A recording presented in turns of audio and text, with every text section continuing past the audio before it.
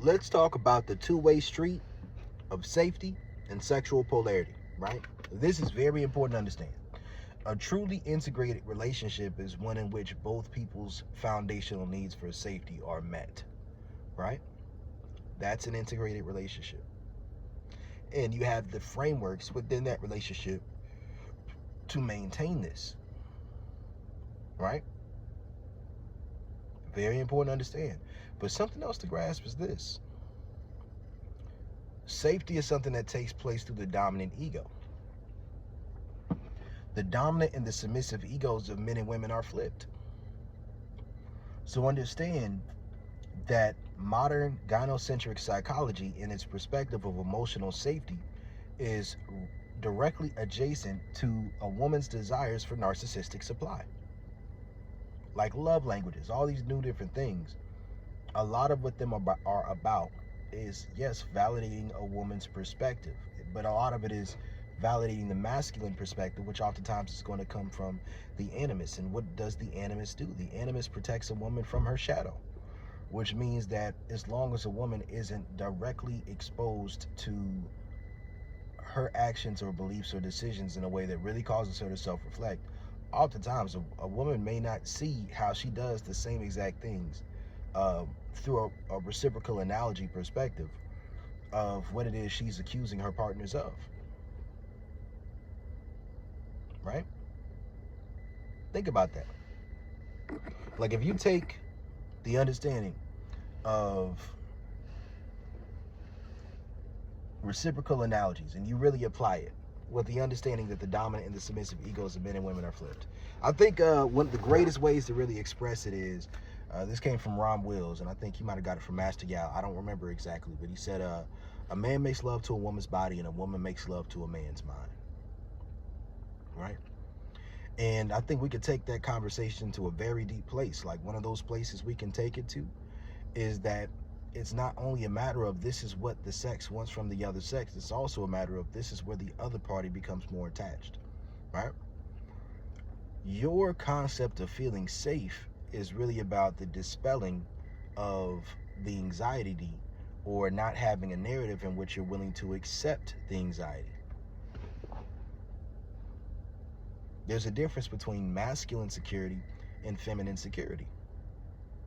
There's a difference between dominant empathy and submissive empathy. Most people are in the middle cup space, and they want to view themselves as integrated, or they want to go straight into integration from the middle cup space rather than going through polarity first. And because they're not willing to go through polarity first, oftentimes the relationship dynamics are going to be very subject to third-party influences.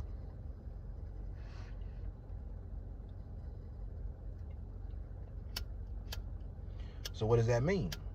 When we're talking about the two-way street, right, of safety. I remember I read this marriage book, right? Christian marriage book called Love and Respect. And in this Christian marriage book I read called Love and Respect, they talked about a crazy cycle where if a man doesn't feel respected, he behaves in an unloving way. And that if a woman feels unloved, she behaves in a disrespectful way. And oftentimes what this is considered is splitting, right?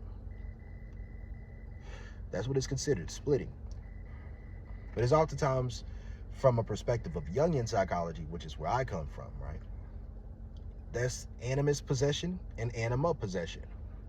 Now, when does the anima possess a man and when does the animus possess a woman? When a woman doesn't feel emotionally safe, right? Which means that what it is that you're expecting of her is greater than what she desires to give, and it's not connected to your dominant empathy, right? But what we have to understand is that below a certain level of attraction, if a woman chooses with a man below a certain level of attraction, that woman will lower her perception of what she's capable of sexually if she's trying to actually make it work in order to communicate in this way. But a woman cannot respect a man that she can manipulate with sex, right? Because then she knows that her animus is able to do its thing, or that her inner child can do its thing and manipulate the same way she might have used to manipulate her parents.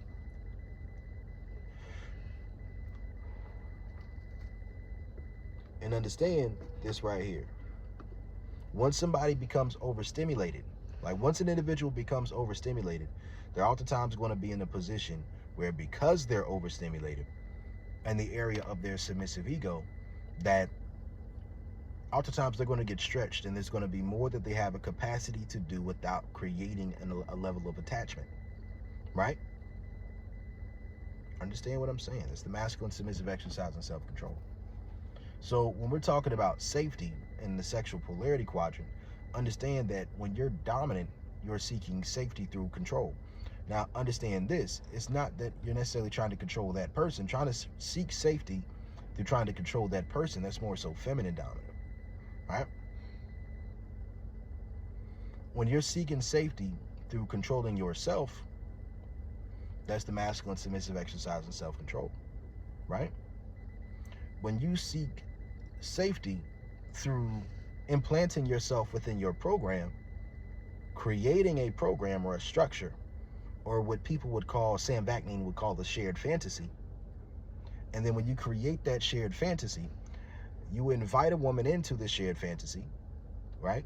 And if you're doing this through the masculine submissive exercise and self-control, then understand this is oftentimes going to be a woman that's in limerence. So she's going to have her own fantasy of why she's in this shit. Because oftentimes limerence is going to look no different from a person who's borderline. Like, we like to call the shit empath, but really what it means is you hyper vigilant and you experience the emotions of other people. And because you experience the emotions of other people, because you always had to find solutions in your life so that you can try to repair or try to stop yourself from being in a position where you weren't taken care of. Like, you might have had inconsistent parents growing up. You know, then oftentimes when you're in that position, like, you try to find solutions to things. You're always trying to find solutions. So you become hyper aware. You become anxious, right? Hyper vigilant. And this hyper vigilance is typically what people are going to call being the runner. Being the chaser. Right? Being the anxiously attached person, being the codependent person, being an individual with CPTSD. But oftentimes what it could also just be is what people call borderline. I think that the Jungian perspective of the model of individuation is so much better, because most of these things that can be considered personality disorders are things that only matter based off of how functioning you are within society, and from a third-party understanding of how a relationship should work, which is either that you're doing a masculine submissive exercise and self-control, or that you're integrated. Society does not believe in polarity, because to be in polarity, that means you have your own individualistic perspective of how a relationship narrative should go. That's how you establish a program, right? But I don't believe that your program should be based on virtue signaling. I don't believe that. Because unless this covert contract is one that you're going to be consistent with, and unless you're still going to be cool if this covert contract is broken, right? And it's not going to fuck your life up or nothing like that, then you trying to create this narrative instead of just letting things be and seeing if that person is attracted enough to you on a certain level, it's going to be bad. It's going to be bad. So understand that when it comes to safety, right, this is how it works. For a woman, it's emotional safety, which means she needs to feel free to express what she truly thinks, feels, desires, and prefers, and to be accepted within her truth. This is where false safety oftentimes is going to come in at, and them fuckboys are going to win. Because listen, what we got to understand is this: when you are a dominant man, oftentimes what's going to occur is that it's going to be very easy for you to create safety for a woman, not because you have just this high level of security, but because you're already benefiting in a way, and your return on investment is so high versus how attached to the woman you are, how invested you are, how much you're actually looking at the future, that you give yourself the space to sleep with the woman long before you're really even thinking about a relationship. So you get the chance to see the woman for who she is before you get to invest in. Because you get the opportunity to see who the woman truly is, you get to be in a position where, because this is what you're doing, you get to, how do I put it? You get to create a big box, all right? You get to create a big box. It's not that you're truly open-minded or truly have feminine security. Your feminine security within your anima development is just the willingness to allow a woman to walk away and to go about her life if she's not picking up what you're putting down. And that's what you're doing as a masculine dominant, right? Understand that the submissive integrates first.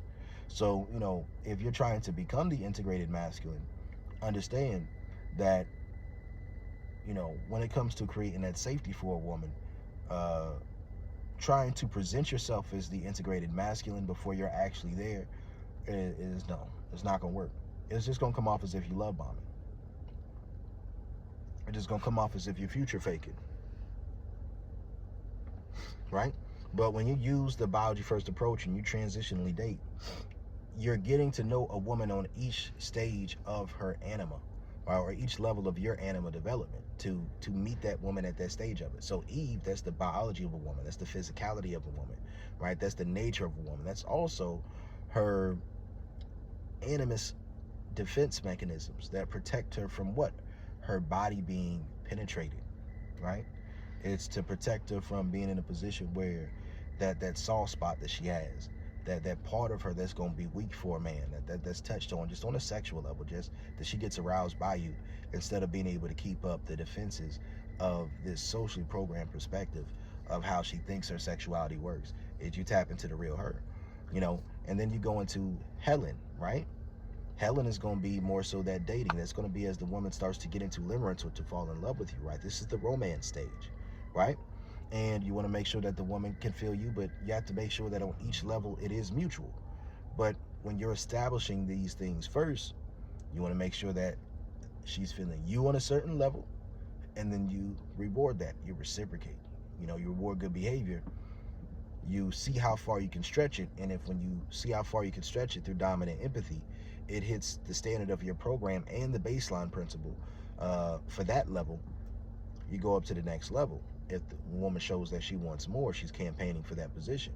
And then you go up each stage of transitional dating. So we got Eve, and then Helen, that's like romance, it's the dating stage, right?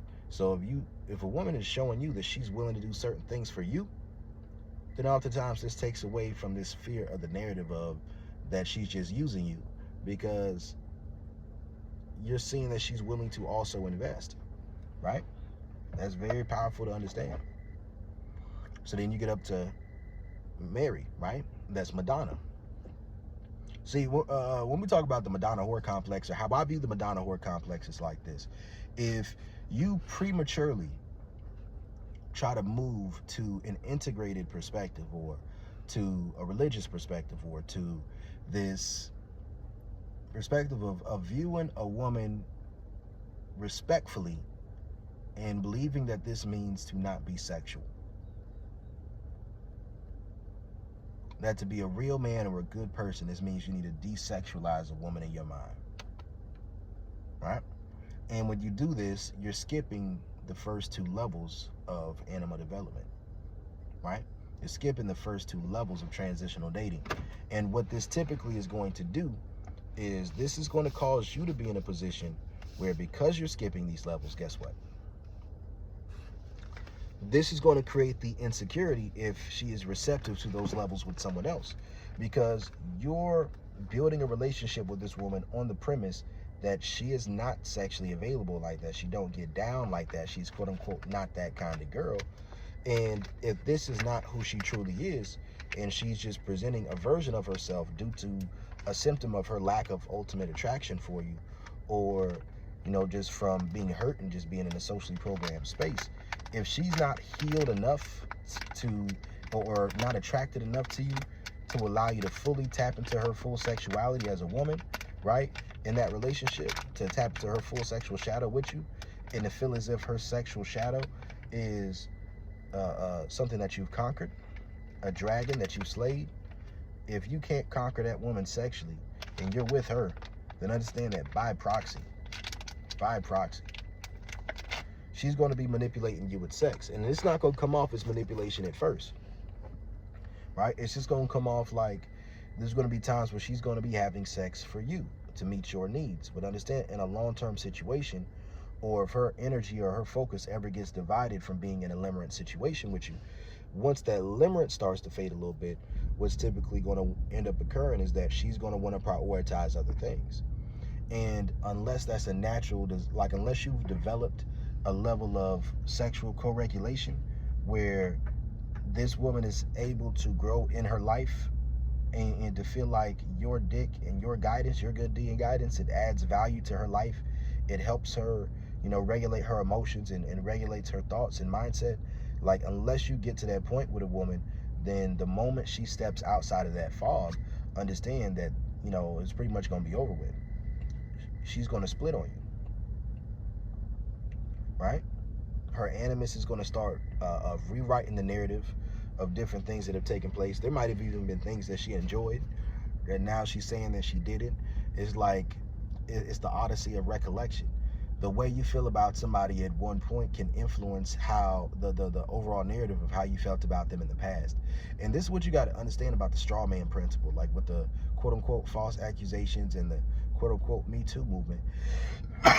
The straw man principle is some powerful shit, right?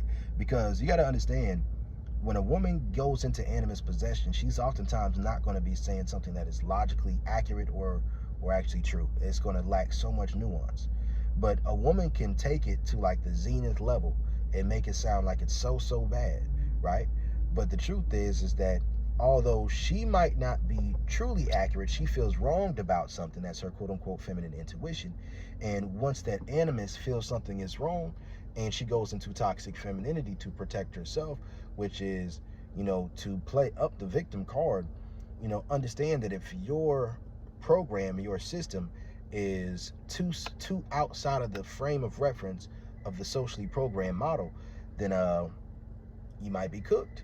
Like, look at it like the Meg Thee Stallion shit with Tory Lanez. Meg Thee Stallion lied plenty, and all the stuff that she lied about could have directly, and I think it did directly, play into the narrative of what really happened behind closed doors. To me, I think Kelsey shot her, right? And I think that, they was just mad at Tory because he got him in a position looking stupid where they was fighting over him. So they say, you know what, we're gonna make this little nigga go down for the charge. That's how I see it. That's what the evidence pointed to for me. Everything made sense that that's what was going on. So of course, it mattered that she lied. But most women are going to be, it doesn't matter if she lied, because so many women, they get judged and shamed for their sexuality. And I'm like, yo, this bitch is literally on these songs telling you how evil she is. Other people corroborate in the same story. But as long as she can play the victim about it, anything that she does, y'all still going to rock with her. Hey, all right, cool, whatever. She is bad as hell. I ain't gonna take that away from her. That is one attractive woman. I don't fuck with y'all niggas who be talking about she look like a man or something like that. That's a lot of woman, and that's a beautiful woman. And I do be at odds with myself, but that's how it is, man. I like her music too. I love the whole, like, the black nerd, little hood adjacent, college educated, southern black nerd anime shit. I love it, man. But I think I got PTSD because I've dealt with shit like that from women in the black nerd space. Because what you got to understand about a lot of women in the black nerd space is that they have traumas, right? They have things that they've experienced in their own lives. And oftentimes they're going to be attracted to the recreation of those experiences, right? But understand that as they're getting exposed to new information, the goalpost of what they actually do and what they encourage and what they do versus what's actually considered like legal consent is different, and that plausible deniability can be used as a double-edged blade.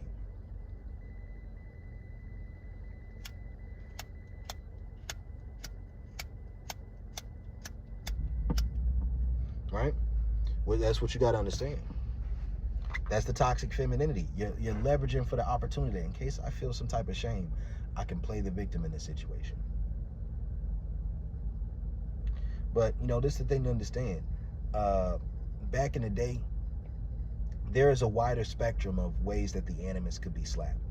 I remember I would think about this from the perspective of being a child and hearing stories of my father talking about the old days, about how he would have this band director who one time heard him cussing around women and punched him in the chest. But his same band director bought him a drum. And that drum that he pulled up on to JROTC, and pulled him out of there and said, you're going to be in the band, right? After he bought him that drum. And when he took him out of there, put him in a band, he was able to use that opportunity of being in the band to get a scholarship to go to college. Going to college is where he met my mother. That's where they made me. So, shit, I think that there are going to be some people who you respect enough to receive what people now consider abuse. I think about like being a coach or being whatever it is. Oftentimes, you're going to push people. It's like when you're a boxing coach and you say 5 more, okay, just 5 more, okay, just 5 more, and you're pushing them, you're stretching them. This is what dominant empathy is for, and that's in a non-sexual context. And yes, you're grooming. Yes, you're molding. Yes, you are, getting a person to the standard of what you can keep up with. Because understand this, sexual polarity is all about the gap in attraction. It's all about the gap in influence. It's all about attraction to that gap. That's what dominant and submissive empathy is about. When you have dominant empathy, you're attracted to that narcissistic supply moment of that person truly desiring to give themselves over to you. And you know that they want to be stretched. They communicate it to you and they show that they desire to be stretched. You feel that energy and you stretch this person, right? And there's active and there's passive stretching, right? And through this stretching, this will eventually cause a person to mold and modify their behaviors until they're in a position where the way that they interact with you is up to par.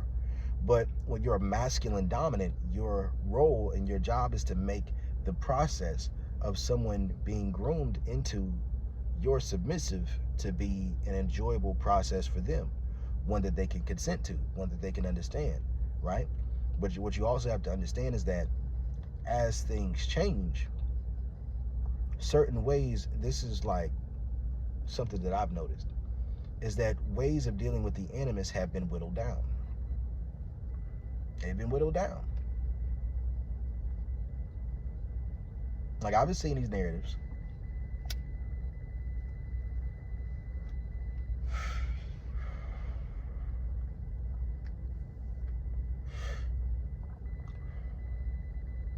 Right?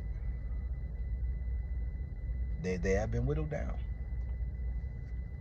But the point was, it's like there's a difference between being disciplined, being corrected, and being abused. Those two things are not the same thing. They're not the same. What do I mean by that when I say that they're not the same thing? They're not the same.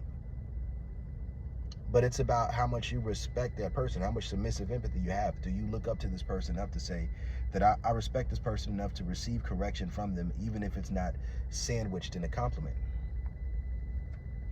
This is informal speech, right? Now, this is the thing to understand.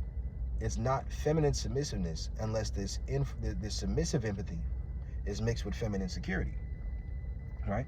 Because someone can just be in limerence and be in submissive empathy.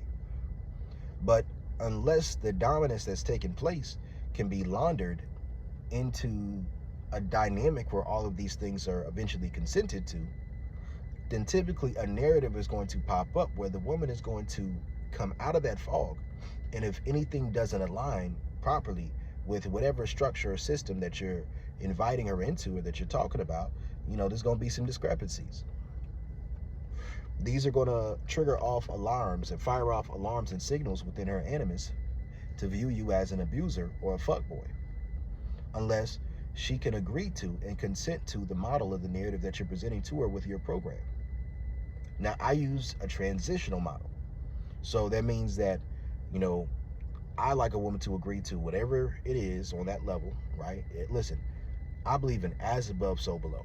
So that's how I stay in alignment with making sure that I'm not cake eating, not trying to have my cake and eat it too. Because I'm not monogamous, but I also don't believe in trying to have your cake and eat it too, right?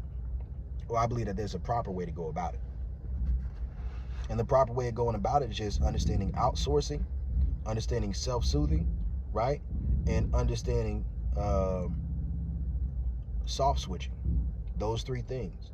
Because as you learn soft switching, these are your protocols, right? These are the little things you do, like the song I Like It by Elder Barge, right? I like the way you wear your hair. I like those stylish clothes you wear. It's just the little things you do to show how much you really care.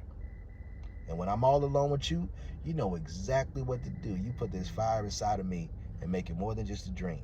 Like, hey, there's some real shit. It's like how I view protocols often ways, a lot of my BDSM lifestyle, it came about naturally. I just recognized that what I like, it goes outside the spectrum of what most people like. So I had to learn how to give women to consent to different things like one at a time, or women would introduce me to things and kind of like one at a time. Like, I've had situations where women have consented to wanting to be in like CNC relationships with me without us even being in a BDSM relationship. Yeah, like, my life's been like that. I've actually had women who pretended they want to be my submissive so they can get throat trained, about 2 or 3 of them. Now, that shit's funny to me. That's why I start with casual sex. One, I start with casual sex because when you say you're a BDSM guy, understand that the BDSM community is like oftentimes a more gynocentric leaning environment, right? And with the gynocentric leaning society, environment, oftentimes it's going to be based around a lot of identity politics when it comes with trying to make sure that it's going to be accepted on a wide scale level. So there's going to be a low tolerance for certain things. So that means that the expectation is that as a dominant, you're just serving the woman, right? And that you're not actually just being served. That, oh, you have to do this and do that and do that. And one of those things where if a woman says she's demisexual, or she's not sending pictures, or that she's not linking up with you right away, and she wants to talk and all this other shit, that you have to sell her on your program and bypass her psychological reactance through knowing how to play this game with her, but not make her feel like it's a game, so that you can seduce her into being your submissive, but wanting her to feel like she's agreeing on paper to the agreement of what it is. I'm like, all right, cool, whatever, man. I ain't got the time and the patience for all that shit. So call me a fake dom if you want to. I don't give a fuck. You call me a narcissist, I don't give a damn. Like, I'm a megasexual. So to me, I know that the women who could really be submissive with me are women who aren't trying to protect their sexuality with their animus when it comes to me. Their attraction is high enough to me to where they would agree to at least a casual sex relationship, or at least a hookup, right? I try to take it one at a time. And if a woman can agree at least to that, then all right, cool. If she doesn't want more, we can leave it at that. We can it just depends on how available and receptive and submissive a woman is. If she can follow the instructions along the way. If she can, then yeah, we can move up from there. And what I just do is this, the woman who's the most submissive with me, the most available to me, I try not to give more time, attention, and energy to other women, or to one specific other woman. I'm still going to have my time I set to the side for talking to and meeting other women, because it's understood that I'm non-monogamous and I like to have my own space.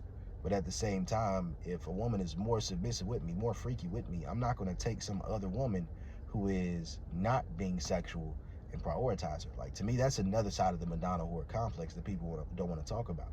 It's like, I think that if you choose that what you want really is to meet a woman at her whore side first, then you got to accept that what comes with that is that, it's not going to work with all those women. It's not going to work with all those women anyways. But when you decide that's what you want to meet first, you create a buffer for your own safety. And see, what I mean by it is this.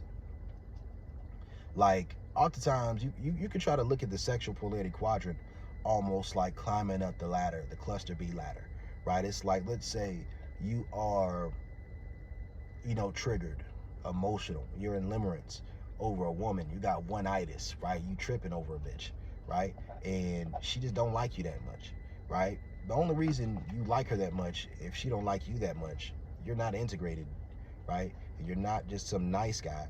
You got some level of like either covert narcissism or like BPD, like borderline, because you're projecting so much value onto this woman to where how she feels can affect your emotional state. Now, I think that all of these different things are aspects of everyone's shadow. It's just that if your experience with the socially programmed narrative and your natural experiences with being seen or viewed as desirable by the opposite sex quickly into getting into dating and relationships, and if your first relationship becomes a sexually compatible one where it's also emotionally compatible, and then you integrate, then it's like, if your perspective is that you really want a relationship with this one person, your first person that you really with, to go further into the future, then you kind of got to accept that not only are you trying to grow healthily together along the way, but you also have to accept that there are probably going to be things that hurt you, or ways that you hurt each other along the way, that yes, forming those trauma bonds that Stockholm syndrome with that person can be a positive thing. A lot of people not going to agree with that, but you know, they say never let a love like this find me. That's typically somebody who's like, ooh, psychologically reacting towards a narrative, and I understand that, but you just got to understand what role you playing, right? That's one thing I've had to learn. It's one thing I've had to accept in life, that narrative of things. But it's like, I think that unless you're able to bond over trauma, it's not gonna work. And that's really where a level of safety comes in at, right? Like, oftentimes when a woman talks about feeling safe, what she really means oftentimes is she wants to feel like she has the freedom to be emotionally abusive, right? To challenge a man's ego and to feel as if he knows how to handle it in a way to where he's not going to make her feel as something bad is going to happen to him, or that he's going to retaliate, or that he doesn't take it that seriously. That's the testing of a woman. But that testing is like what?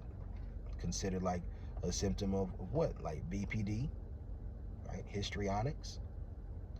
So when you understand these aspects of the shadow that are within people, these aren't things that are just exclusive to these small portions of the population. It's if your natural life trajectory puts you into a position where your relationship is more integrated, or you become integrated within yourself first, then that's going to be displayed through your relationships and how you feel and how you connect to your relationships. My perspective is that I think that there is beauty that can be found in what people consider the borderline narcissistic relationship dynamic, right? Because how do you climb up? If you're looking at the studies, or you're listening to like Sam Backnine, or you're listening to these different people about how you climb up, right? Because let's say if somebody has borderline, that means that they're projecting their anima or their animus, right?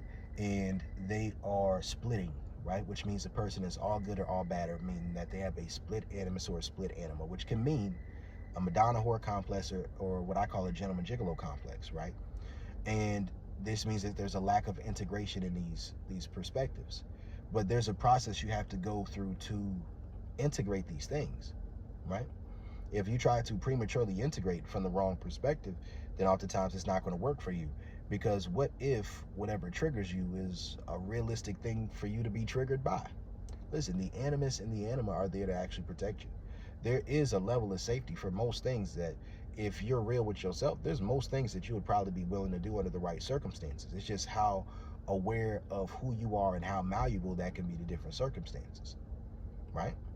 It's real easy to talk big and to talk hard about different type of situations unless you've been in them, right?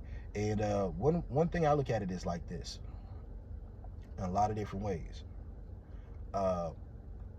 There's beauty in that perspective of you opening yourself up to have like this negotiation between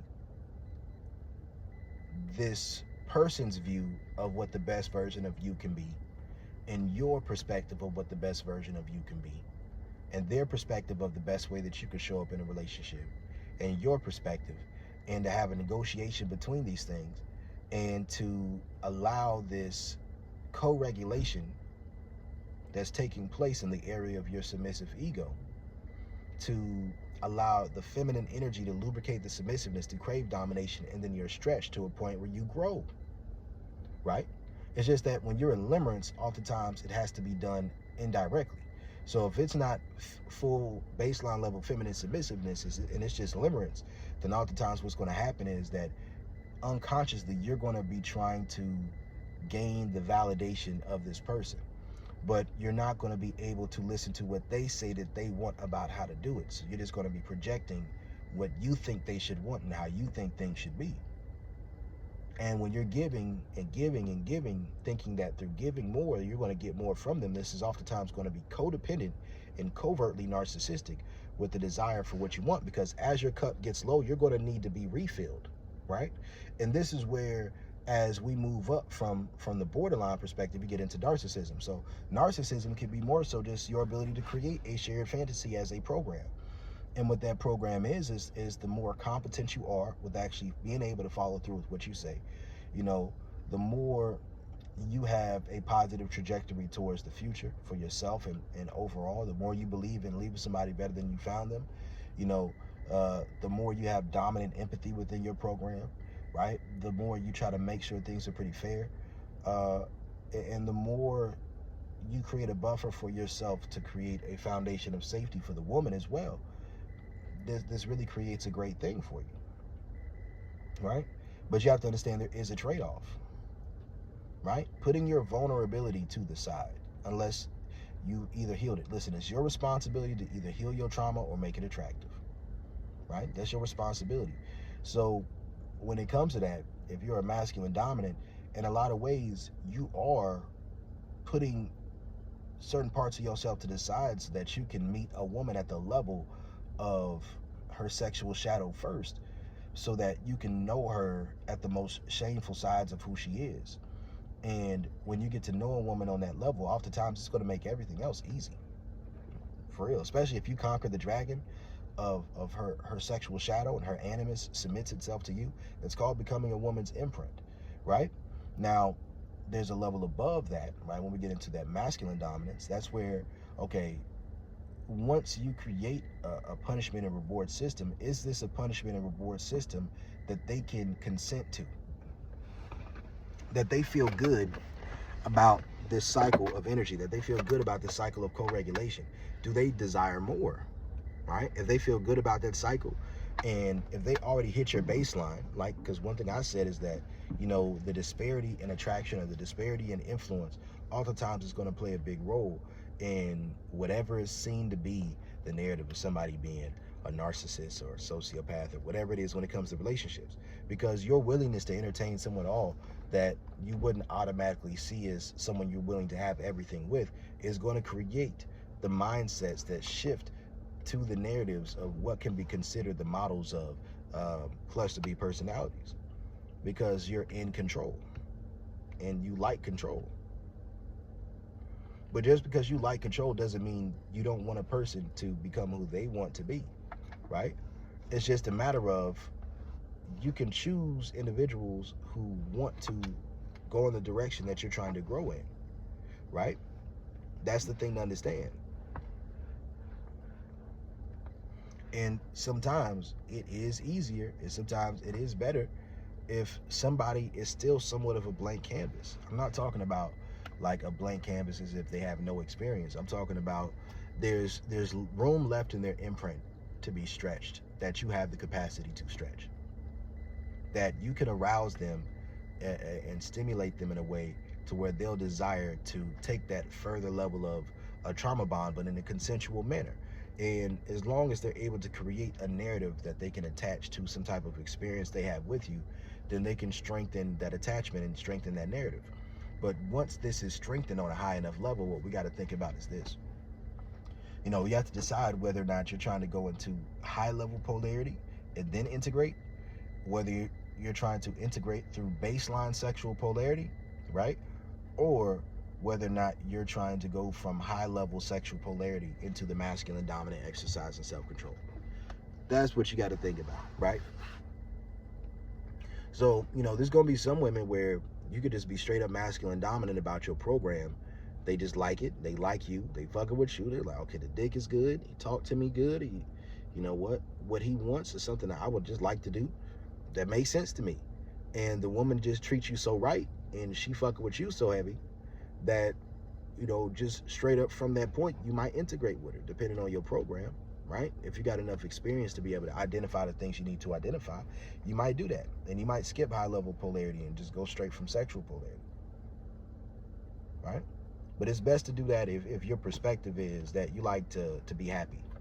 You know, I think the best way to do that is either you try to make sure you deal with a woman who knows how to self-soothe very well, right? If it's a monogamous relationship or a monopoly relationship or an OPP, you know, if that's what's going on baseline sexual polarity, then yeah, like from an androcentric point of view, I want to make sure a woman can handle whatever is going to be with it. But understand that once you start making a woman feel safe enough, more of what's in her sexual shadow is going to start to come out. And the issue is this, that if the narrative of what's coming out of her sexual shadow was something that could trigger you, that relationship is pretty much going to be over, because it's going to create a forbidden fruit. So at least you're going to work through whatever it is, or you have to accept that it's not going to work for you, right? Because listen, high level sexual polarity is like as a submissive man that's being cucked.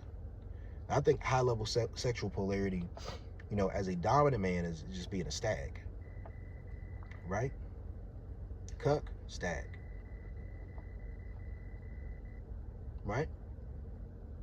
Feminine dominant is like you're an abuser,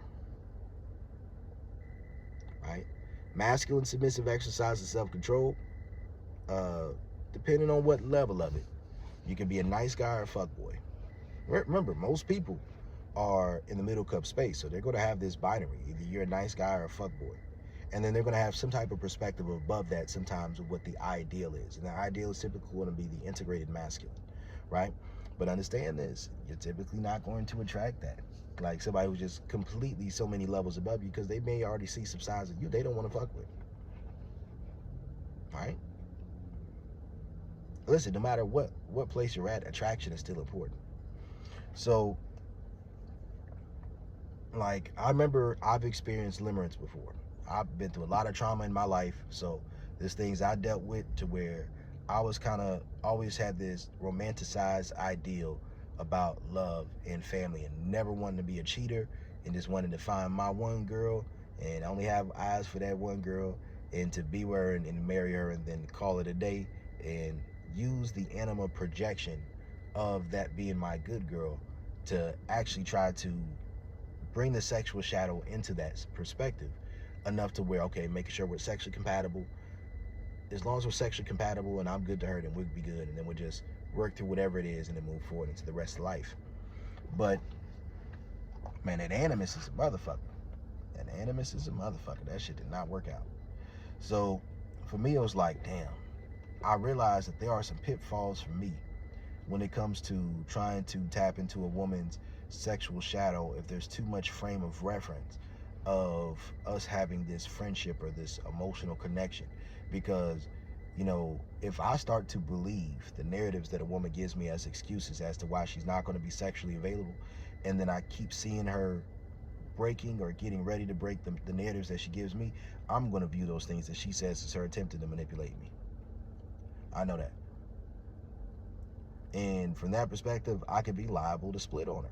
So for me, I had to learn, okay, cool, remove the value from sex itself. Remove the emotional value from it. Because oftentimes, when you get out, after I got out of that situation like the second time, I was with her for like 10 years. But once I got out of that situation the second time, when she was like split on me, it was like, oh, I feel like you're standing in between me and my relationship with God. And in my mind, I'm like, you're going to do it anyways. Like, if it's not me, it's going to be somebody else. So it's like, damn, either I choose to be the bad guy after we're breaking up because she wanted to stop having premarital sex, and then start hitting it again just to make sure somebody else don't step in my spot and keep that door open, or at least to try to get up to the level of my program or the model of what I interpret as how I would feel safe in that situation to move forward, the baseline principle in the program. Because she ended up getting on the program for a while, but that was from limerence, where she was like grossly overweight. So I knew that this was a situation where it was prone to the glow up principle. So I didn't give her the full validation before we stopped dealing with each other. So after we stopped dealing with each other, she lost the weight, and then we started dealing with each other again. But what I had to learn how to do after dealing with that situation was I started recognizing that anytime dealing with women where I would try to communicate and talk about sex ahead of time, that psychological reactance would kick in, and then this would get disguised behind the narrative of the Bible or of God, where if I didn't talk about it and I left it alone, then they would initiate. Or if I didn't talk about consent, then they would just go for it, like they would do it themselves. But if I talked about consent, or I talked about making sure everything was fully informed, then this fully informed perspective would be like, okay, I feel like you might be at odds with yourself if we do this and you don't believe in doing this. So here's a model of a narrative that you could believe in, to where you wouldn't feel like you're at odds with yourself, because chances are there's something you're going to do anyways. So you might as well have a model of knowing how you're going to approach it when you get there, or knowing how to integrate that sexual shadow into your primary relationship, like almost like a form of prophylaxis to keep you from hitting the streets, right? But, and that's oftentimes what I was for, right? And I think that over time, it's just a matter of, does that co-regulation lead to a place where that individual can tap into that feminine submissiveness and actually tap into the feminine submissiveness like consistently, not just jump up into it in pockets of time, or from a perspective of fucking up so bad that you question your animus for a second and then you try it out and it might feel good. But one thing about me was that I wanted that energy to be consistent. So I didn't have the patience to sit there and wait around and win the game to change the rules consistently, because oftentimes what I would have to do to win the game would have to be so much plausible deniability that it would be painful for me, or it would be frustrating for me if I was in that situation where I'm not expecting it and you're kind of waiting around for it to happen and then nothing's happening, right? Or you're in a situation where it don't happen until you don't want it anymore, and then now you checked out. So now that you checked out, or you shut it off because you don't want to put pressure on a woman, now a whole nother beast is coming out, but it's like you're not even really sexually present to want to experience it that much. You're kind of just like, where is this coming from? Or you'll have times where, you know, the woman will get out of hand and you check her, and then now she turned on when you check her. But the thing is that over time, you know, these holes in a woman's animus will eventually close up. Like I remember I had times where we would talk about getting freaky before she would come over. And then when we would talk about that before she would come over, she'll come over, and then I'll be affectionate. I'll give her, her love languages. Give her those things that, you know, made her feel loved and cared for, all this other stuff. And then when the nighttime will come around, I'll be trying to get it in, and she'd be like, I'm tired. I'm like, all right, cool. You know, we can go ahead and get some sleep.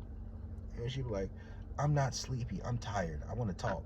And I'm like, eventually you start feeling like this shit is somebody attempted to manipulate you, because the positive feedback loop is not good. Listen, unless you're going to be consistently on point with whatever your partner needs, at the very least, you should have a positive feedback loop towards when they're giving you what it is that you want, right? And this is where it's so important to understand that psychological reactance is oftentimes not your friend. The animus is not your friend, because if it has to be plausible deniability, then that means that a person who's with you, in order for you to feel safe, they can never tell you what they actually want. And if the only way you can feel safe is by your partner not telling you what they actually want, what they actually think, what they actually feel, then the premise of you being safe is that they have to be unsafe. And what this creates is a covert contract that's typically by proxy going to create a narrative where this is what it's going to do. It's going to create a narrative where they're going to expect that because they want to trust you, that if they aren't getting what they want, it's because there's something that they're not doing. That's what you want them to believe. You don't want that narrative to be that what they're not doing is holding back who they are and what they feel and what they like, holding back how they feel about you, holding back what they want with you. You know, you want to keep that to a minimum unless they're not at a point where that's something that they deserve based off of your program and your baseline principle. The baseline principle is so important. Listen, it is a lot of what people consider narcissism. It just comes from a perspective of dealing with somebody who don't hit your baseline principle. Listen, a person can elevate to that point. I've been there. You know, I've been with women who hit it at some times and didn't hit it at other times. That's cool. I'm not going to fuck it up in times where you don't.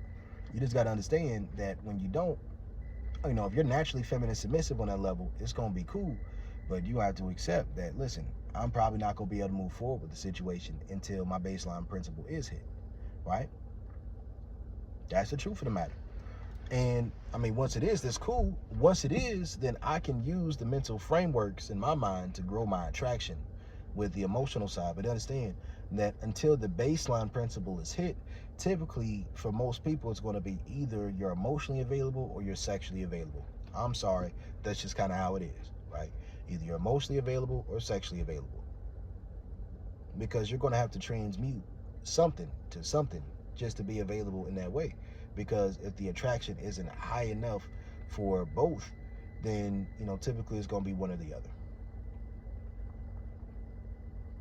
But see, you have to understand that when you're really, really good to a person and you give a lot, they're oftentimes going to accept you being around because of how much you're willing to give them, how much time, attention, affection, validation, narcissistic supply. But it's just a matter of, sometimes you got to step outside of this narrative of wanting to be so fucking psychologically reactive and view everything as a moment of being abused or being like whatever it is. No, sometimes where you want to be in life is the same thing that person wants for you. And if what they're trying to manipulate you into being is something that's actually going to benefit you, fuck it. That's how I view it. Like, respecting enough to receive that manipulation when it's going to be beneficial to you, it's going to be great. Once you get to high level feminine submissiveness and you start leaning towards getting towards the integrated space, that's where you're able to consciously choose the integrated feminine space. That's where you're able to consciously choose to form those attachments, to open up those childhood wounds by choice, to allow that person to influence your imprint. But oftentimes before you reach that place, you can't do it by choice. It's more of a womb choice, right? A womb choice. And before it's a womb choice, that's where it's simply a matter of limerence, where you're projecting your anima, right? And before then, at the low cup space, because check this out, I'm gonna go the submissive model, right? On the masculine submissive side, this may be very traumatizing, or at least it's just a job, right? You're just having sex transactionally, or you're having sex transactionally for marriage or for a relationship dynamic, whatever your price is in your mind. And, the masculine submissive exercise of self-control is, you spend enough time around somebody to where you feel safe enough, comfortable with sharing that experience with them according to your level of attraction towards them.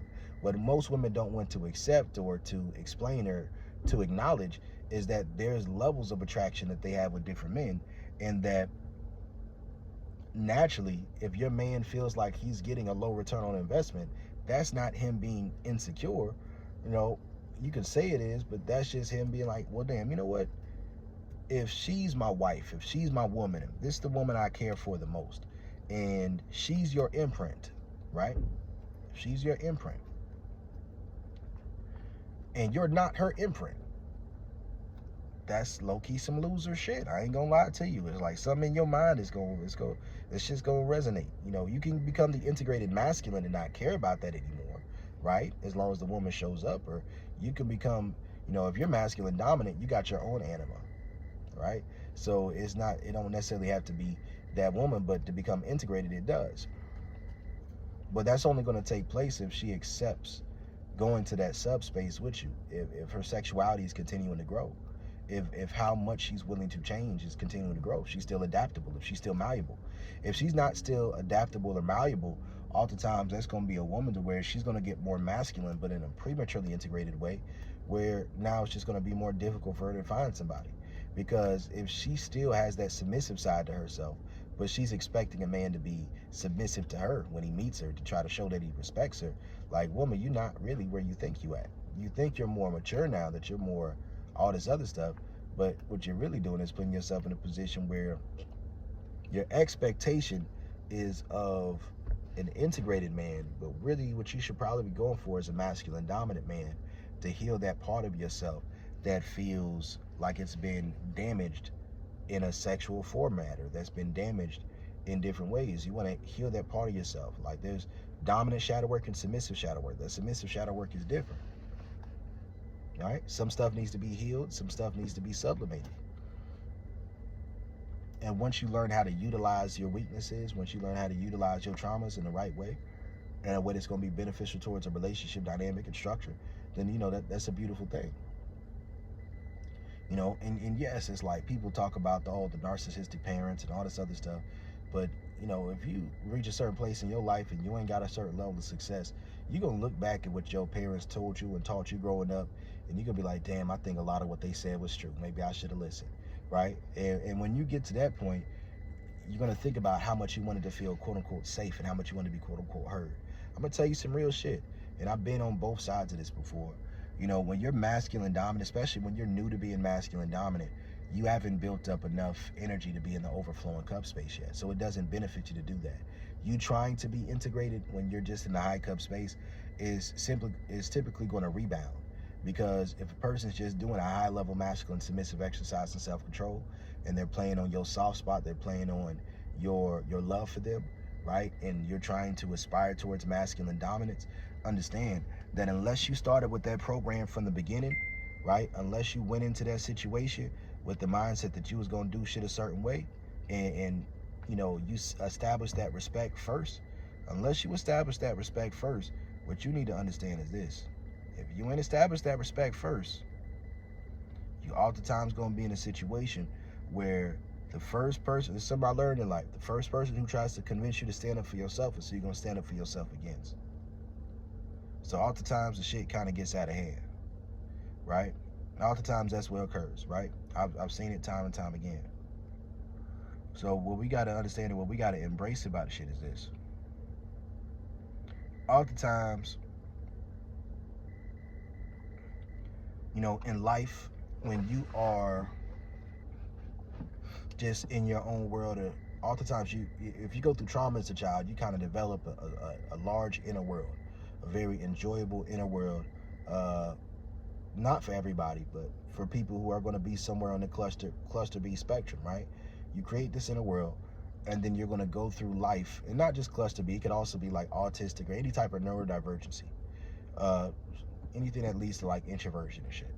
So you have the strong inner world, and then it's like either you jump headfirst into reality, or you find a way to live this inner world and manifest it outwardly, right?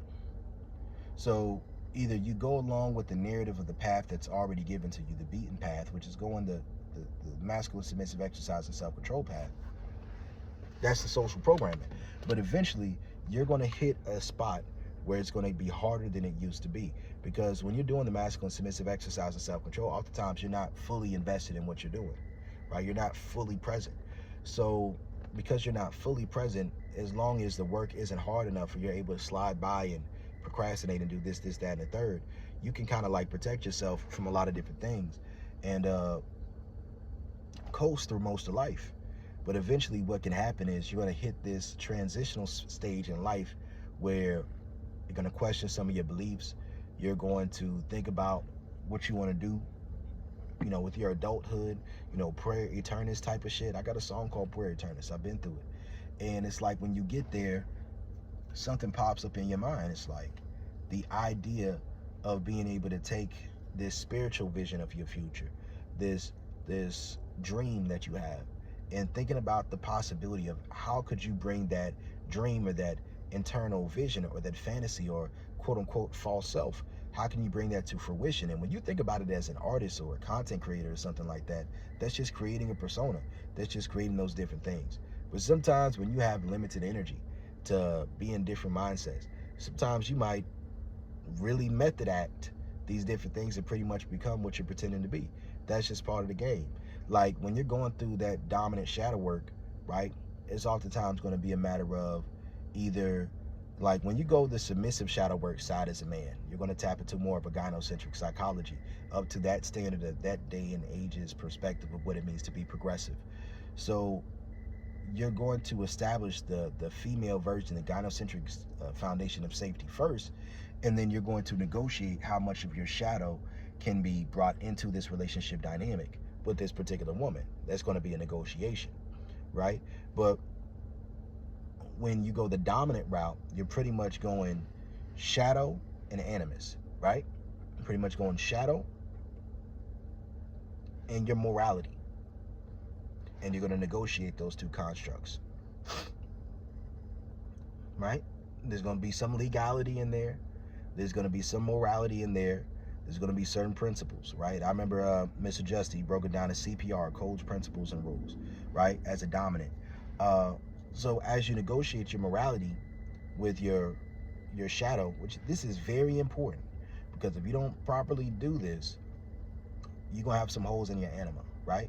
Like if you don't truly believe your beliefs and you don't have a way forward from your perspective of how you're dating, but you want more than what you're doing, a woman who gives you the vibes that you could have more with her than what it seems like you'll have with most women, you might be weak to this woman, and it might only be weak to her because she doesn't feel weak enough with you to show you who she really is. That's deep. It is deep.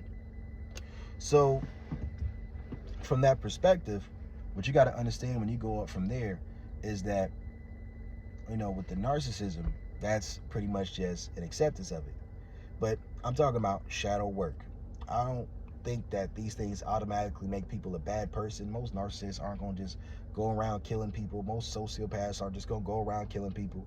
I'm just talking about a way of psychologically relating to other people, right? It's like oftentimes people want to believe everybody has good ideas and everybody's perspective is right and nobody's perspective should be greater than someone else's perspective. But I'm like, if you're building a business or you're building a structure, you're building whatever you're building that you have a direct vision and purpose for, if someone's vision is in alignment with the fantasy that you have, the vision of what you want things to be, I think you should have enough self-awareness, situational awareness, and wisdom to listen when somebody's giving you advice. But at the same time, if that advice is contrary from where you're trying to go, then that person isn't in alignment enough with your program or your vision for them to be having any type of influence on where you're going, because they may be trying to influence you to do the opposite of what your goals are, or to change your vision in a way where it's not going to be beneficial towards you.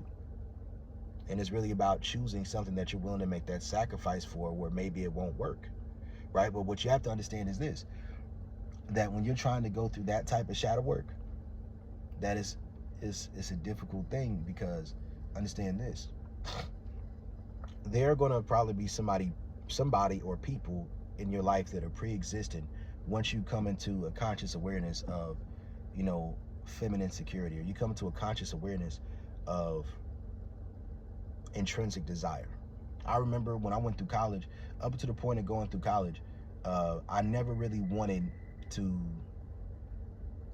anything, man. All I wanted was to get a career as quickly as I could so that I could start back having sex with my first love, and because we were celibate at the time. So I just wanted to get married as quickly as I could, but get a career first so I could do that, so that we could start a family.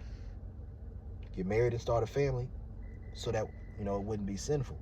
But then around that time when I graduated from tech, I went to my first semester at Francis Marion University. That was our first semester at school together. That's crazy. After years of dating, that was the first semester in school together. It was like 3 years in. And because she was in college, my senior year in high school. So during that period of time, right after I left out of technical college, I was studying different things. I went through a period of time in 2015 where I quote unquote backslid, because, man, that's a crazy ass story. I'm gonna tell that another time. But I was like, I recognized that all that weight I was putting on myself with these religious values was pretty much exacerbating my shadow and causing me to be much more perverted than I used to be, because all of that shit was festering. All them sexual desires were festering.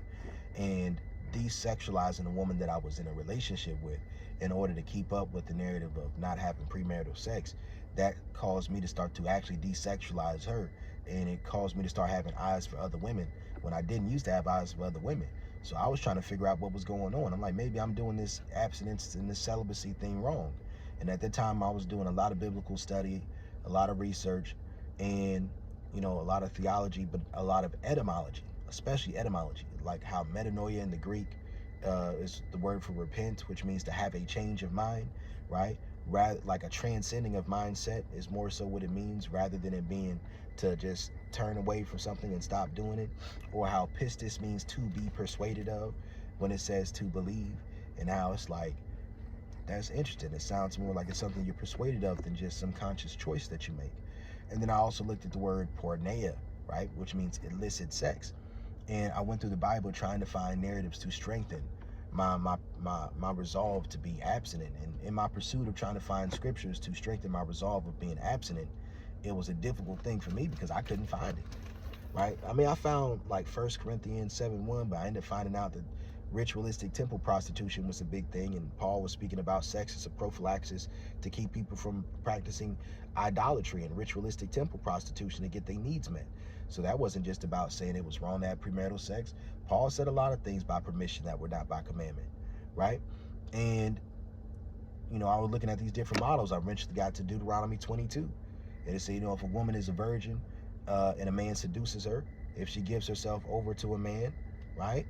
That if a man seduces her, he has to go to the father. If the father likes him, then he has to marry the woman, and either way he has to pay the virgin bride price. But if the father doesn't like him, he's free to go, and there's no punishment beyond the repaying of those property rights, except for the man having to marry the woman and stay with her. And what I noticed about it was this right here. This is the powerful thing, that how does that update to a more modern depiction of dating and relationships? I think there is a more gynocentric updating, but this more gynocentric updating, it takes a lot of reaching.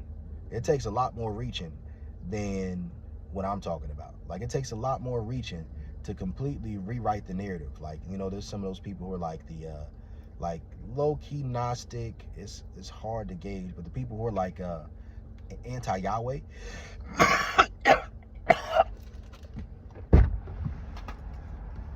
like there's some people who legitimately believe that Yahweh is Enlil, and that Yahweh is pretty much the demiurge, right?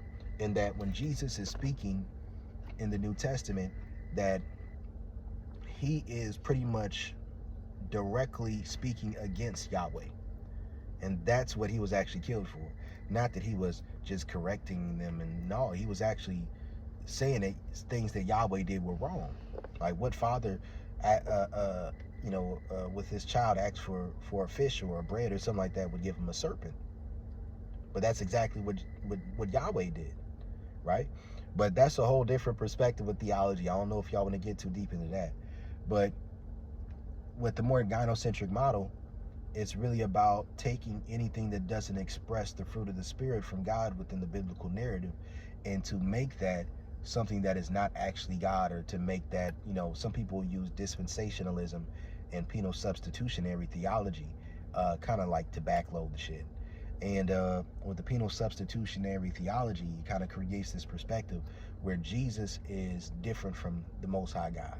Where Jesus is cool, the Father is angry. He always mad about some shit, but because he took out all his anger on Jesus, that he's okay with us. And I think that perspective in psychology can kind of fuck you up. So people go further and further, like beyond that, and you can get deep into it with theology. Like, you can really get deep into it. But what happens when you get really deep into it is oftentimes it's going to lose its power. Like, what I mean by it is like the power of manifestation that may come through, you working harder because there's something that you're actually afraid of or trying to prove, or the level of narcissism when it comes to having a us versus them mentality, where you're able to take advantage of opportunities without feeling guilt, so that you can get to a level of advancement because you feel like you're the good person. But what if that other person's also a Christian, right? It's like there's some benefits that come with these perspectives, but every bit of what's considered a narcissist can be expressed as Yahweh in the Old Testament. Every single part of it. For the most part, right? The jealousy, the my way or the highway, all this other stuff. And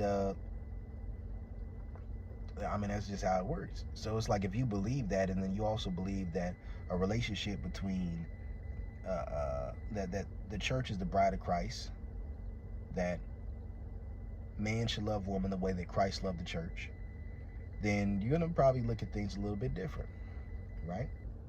That sex is a mystery. It's a type in a shadow, a typological perspective that expresses the relationship between God and man, between man and woman. Good deed and guidance is a spiritual principle, right? Because what's it about? It's about receiving this perspective of some information that convicts you of a truth, right? Some type of emotional experience that you feel in your body, like worshiping and tapping into subspace while you're worshiping, or something along those lines. And that's what they call that Shekinah. They call that your vagus nerve gets activated as you're singing, as you're dancing. It's like different levels of your chakras get activated, and now you're in a position where your body just starts to release trauma. It starts to trauma dump. It starts to fall out of your body, cathartically, through crying, through singing, through dancing. And then once you're in that vulnerable position, the preacher comes with, a message, some type of knowledge, some type of tutelage, some type of information, some type of principles.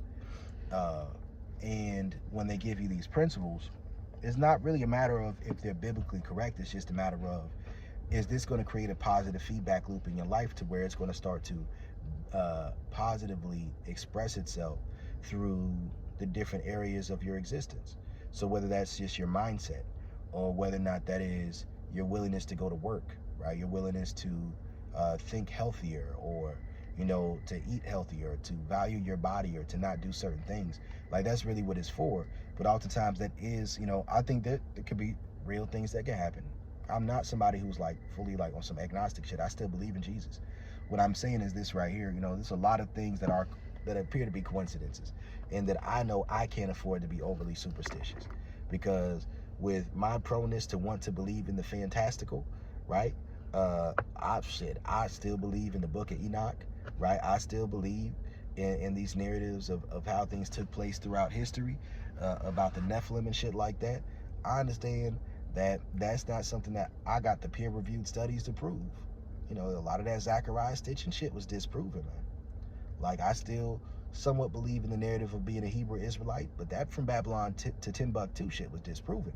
There's a lot of flawed scholarship in this identity of black fantasy escapism, right? But sometimes we can use this black fantasy escapism in a way where it can be beneficial to us. It's just things that come with that. We got to talk about how that really leads to the black pipeline the pipeline to the black alt-right. Right, man? Shout out to Kyrie Irving. Shout out to Kanye West. Shout out to Nick Cannon. There's certain people, because what you got to understand is this right here. I remember watching Hidden Colors. Hidden Colors would say everything. I remember that. It was all over the fucking place. But I remember I had a point in time where when I was like 16, and I started questioning my beliefs, because I was watching Hidden Colors, and I really started to question that perspective of the biblical narrative, and it started to really want to be more into some black stuff. But then as I progressed forward, I started realizing what that was kind of doing to me. So I wanted to go more towards a Christian perspective. And when I went more towards, apologetics, I learned about something I call the false, or the unholy trinity, right? Like the false trinity, Semiramis, Tammuz, and Nimrod. And that narrative was, permeated throughout a lot of ancient civilizations and cultures repetitively when it comes to, the model of a lot of religious systems. And that in order to believe in the Christian biblical narrative that it was actually true, or that it was something that preceded things, you kind of convince yourself in these narratives that that the biblical narrative kind of came first, for real, or that this is ultimately just what happened, and that the Bible and the book of Enoch, like, it better represents what took place in like the Epic of Gilgamesh and different things like that, like Utnapishtim being Noah, right? And and Gilgamesh being Nimrod, right? And you get into the ancient mystery religions and the Dogon, and you start looking at what's going on with these Catholic priests, and then you start looking at the world history of how so many different kingdoms believe they stem from gods, right? And you start researching into the Anunnaki, you start watching Ancient Aliens, and the shit is so fascinating and so fun that it makes sense of so many things, especially when you start to say, okay, aliens are angels, right? Especially when you start to say, okay, cool, well, ghosts are demons, or maybe they are, maybe they aren't. And then you get to a certain place where it starts to make sense of your reality. It's kind of like the idea of evil and berserk, right? A lot like the idea of evil and berserk. But the issue is that when you take it real far, it's going to be one of two things. Either you remove the narrative directly from black identity and from identity politics altogether, and you just only make it about reparations when it comes to white people, or it's a situation where, you know, you join an ADOS or whatever it is, or it's going to be a situation where you're going to be viewed as a fascist, because just to believe that you're a black Hebrew Israelite means you probably believe in Revelations 2:9. Oh, also, shout out to Kendrick Lamar. Kendrick Lamar had Deuteronomy 28 and said, I'm an Israelite, don't call me black no more.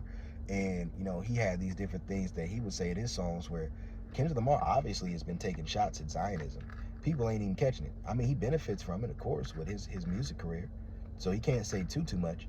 But he's kind of like the people's darling. So he gets off with a lot of hypocritical shit. But I like it sometimes, too, because, like, Kendrick Lamar is extremely hypocritical. But he said in 2015, I felt it. I was in the streets for a little while. That was my first time getting a woman in limerence with me. It was when I was 19. It was 2015 when it was 2015, the summer of 2015. It was the year that To Pimp a Butterfly came out. So I remember riding down the street thinking, oh, I'm the biggest hypocrite of 2015. I felt that shit.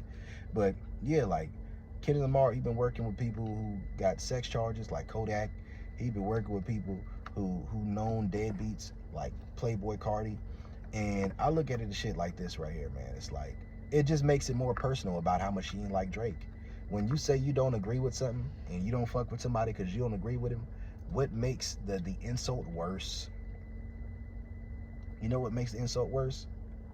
Fuck with other people who do the same shit. It makes you look like a hypocrite, but it's also something that it makes it stick worse. I remember I heard Kendrick saying he's an antisocial extrovert, and I think there's different levels of being functioning. It's like Kendrick Lamar has made it very clear throughout his experiences that he's learned to be antisocial. Like he's had these different experiences within his psychology, right? He's had times where he wrote lyrics where a woman's calling him a narcissist, and you know he's trying to heal beyond these things. But you know, there's a perspective that comes with a lot of this stuff, right? There's perspectives that come with a lot of it that people don't think about. And I talked about this in my thoughts on the Kendrick versus Drake situation. But yeah, like, you know, the perspective of healing was he went from Mr. Morale and the Big Steppers to GNX, where he's reclaiming that dominant side of himself and focusing his attention on targets so that he can release his shadow. Because after all of that time of healing, it seems like he healed and decided, okay, I need to take a stand. But yes, there's absolutely shadow and power drive absolutely behind the stand, but he deserved it all. He put that work in, right? But you know, he does deal with himself. Me personally, it's like, it was smart to go the toxic femininity virtue signaling perspective that he went with it. And I think that's something that can backfire on him if it's something he's not consistent with. But I think he's running up the check enough to where before the time of anything real coming out about Kendrick Lamar hits the scenes, that at least everybody in his team was so tight enough about whatever it was that could have went down that it didn't really hit the surface, right? To me, I looked at everything as like either it could all be true or it could all be fake. But I didn't see anything that really convinced me that Drake was touching anybody that was underage, right? Like having sex with them. Hey, there's that little shit on stage. You know, it's a little weird, but, you know, no harm, no foul. They was cool with it, cool.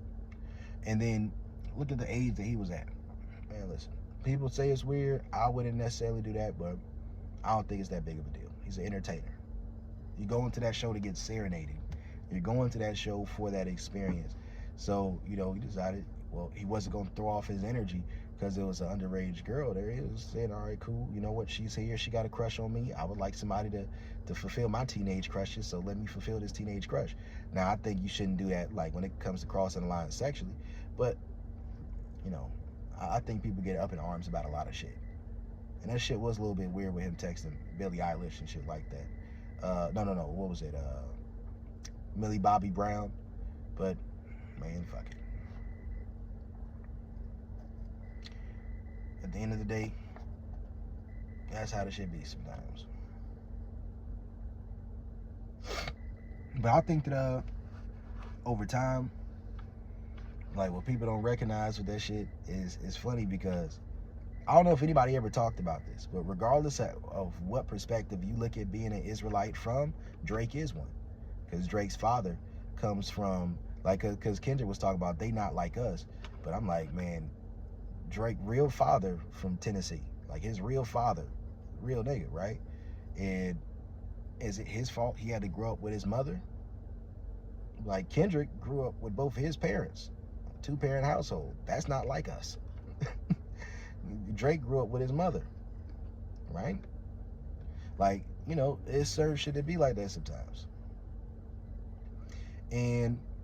But either way, how you cut it, Drake would still be considered an Israelite, no matter how you slice it.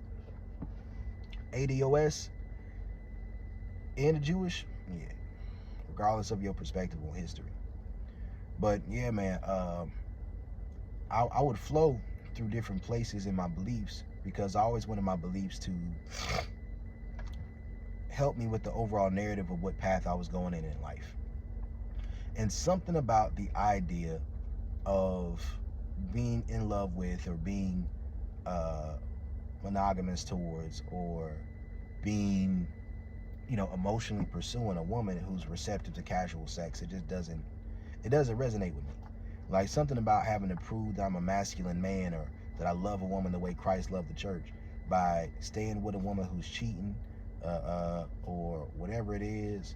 You know what I mean? I don't fuck with it. Or to try to prove this. I'm talking about the more updated models of things with the gynocentric beliefs revolving around it. Is that you got to give certain shit up. Man, fuck no. I don't want to be with a woman enough to be cucked. Right? Now, I mean, there's probably some narratives where I might be a little bit cool with it. But that be me being a stag. I can do some stagging. I've done some stagging. But if you try to cuck me without my express consent, I'm going to split on you. That's the truth. Right? That's why I keep myself from being too emotionally engaged. Listen, feminine energy corrupts dominance. If you'll break the rules to help somebody, you'll break the rules to hurt somebody. I had to learn that. So I try to keep the covert contracts to a complete minimum. I set the bare minimum of what my foundation is for safety within my program, and I move forward from there, right? I just want to set enough of a standard of what it is so that at the level that woman's at in my life, I can accept her for who she is. Like, I'm not going to accept a woman for who she is and want to move forward with her if I'm not getting a positive return on investment compared to the narrative I have internally about where she is sexually after already meeting the baseline of my program and the baseline principle for attraction. And this is what you got to understand. Like, if you can't create a consistent, a sustainable enough cycle of energy with a woman, if you can't create a sustainable enough cycle of energy, then oftentimes you're going to be in a situation where even if she's in limerence with you, she projects her animus onto you, that she might not be attracted enough to you, or she may not feel safe enough or trust you enough to really get into submissive empathy and give you the control to lead the narrative of the structure of the relationship from a direct perspective of communication.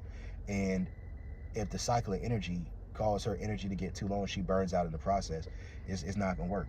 Like, if she drops down from like low-level feminine submissiveness, which is limerence, if she drops down from there into the masculine submissive exercise and self-control, instead of climbing into feminine submissiveness, and then climbing into baseline feminine submissiveness and or high-level feminine submissiveness, is not gonna work. All right. Now, I'll say this: baseline feminine submissiveness is like on the premise that the woman is already at your baseline, so she just has to get on the program. There's like an 8 level of attraction for men, right? And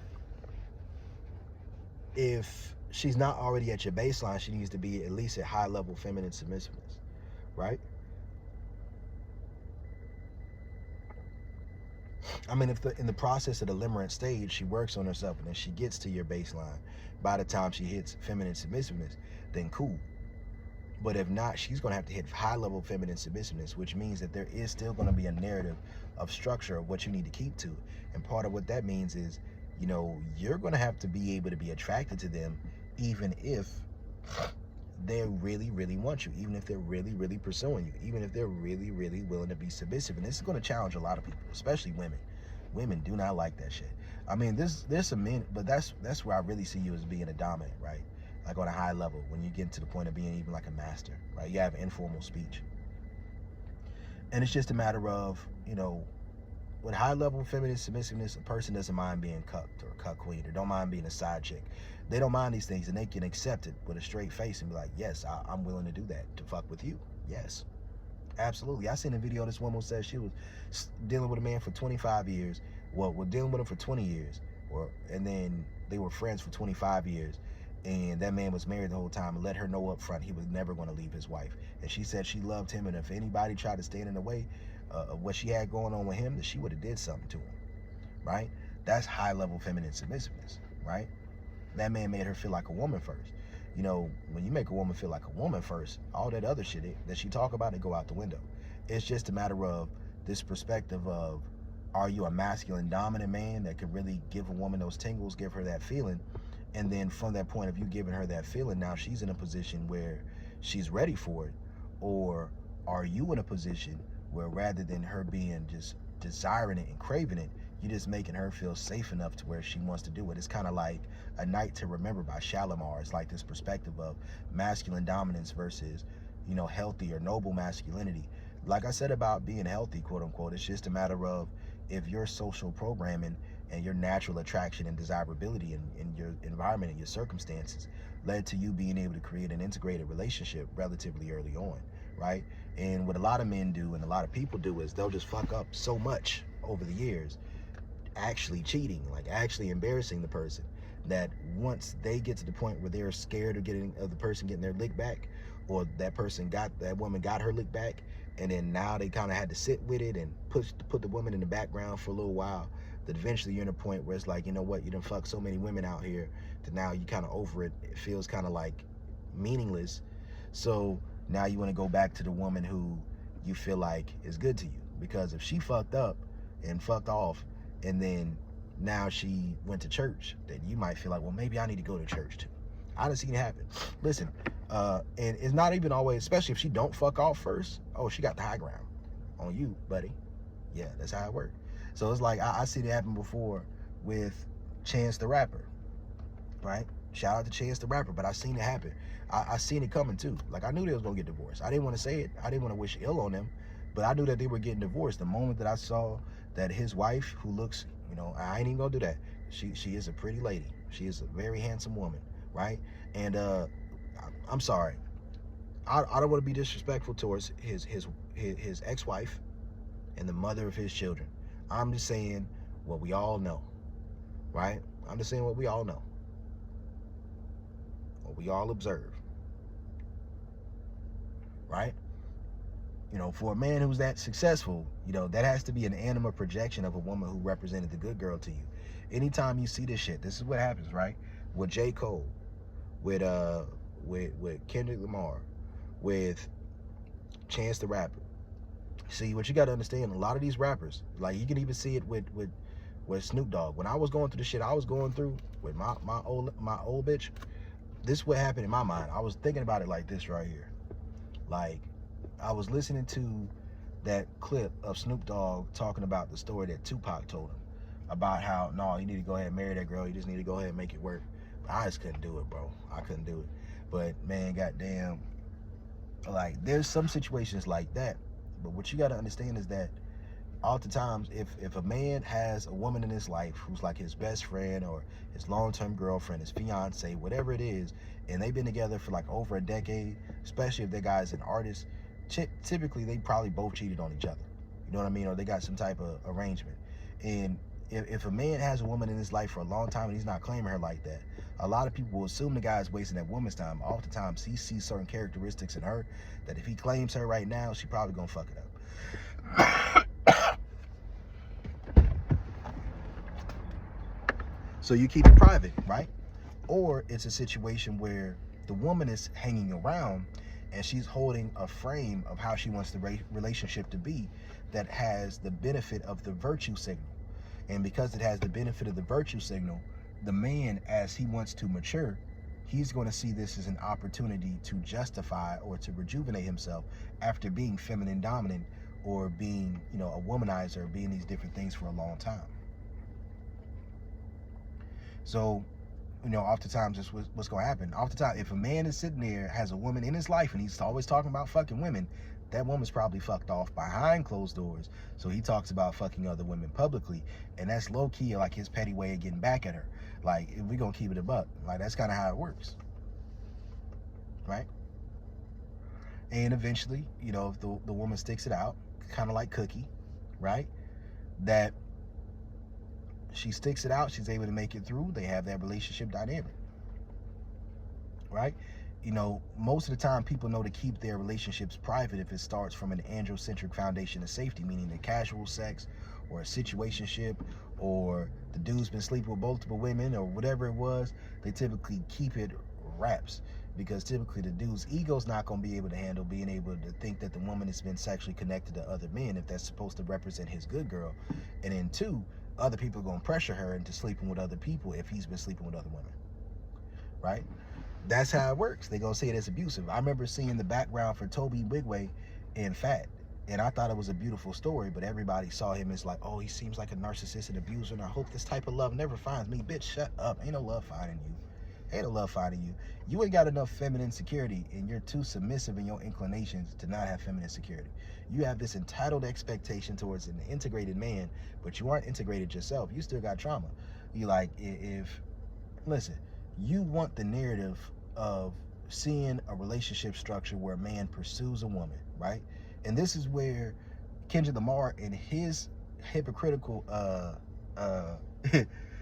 where his virtue signaling is gonna come in. You ever notice that anytime Kendrick Lamar makes a song with SZA, in those videos, I mean those songs where he makes with SZA, he's always talking about trying to go at men who may trivialize pussy, right? Because like, in certain things he'll say, like in my favorite song by him, Untitled 3, off of the Untitled Unmastered, and he said, what the black men say, a piece of pussy, that's what the black men said I needed to push me to the limit, satisfy my hunger, do it all from a woman, hair cut from the wool, like to play in the jungle, like to play in the beach, what you saved to me.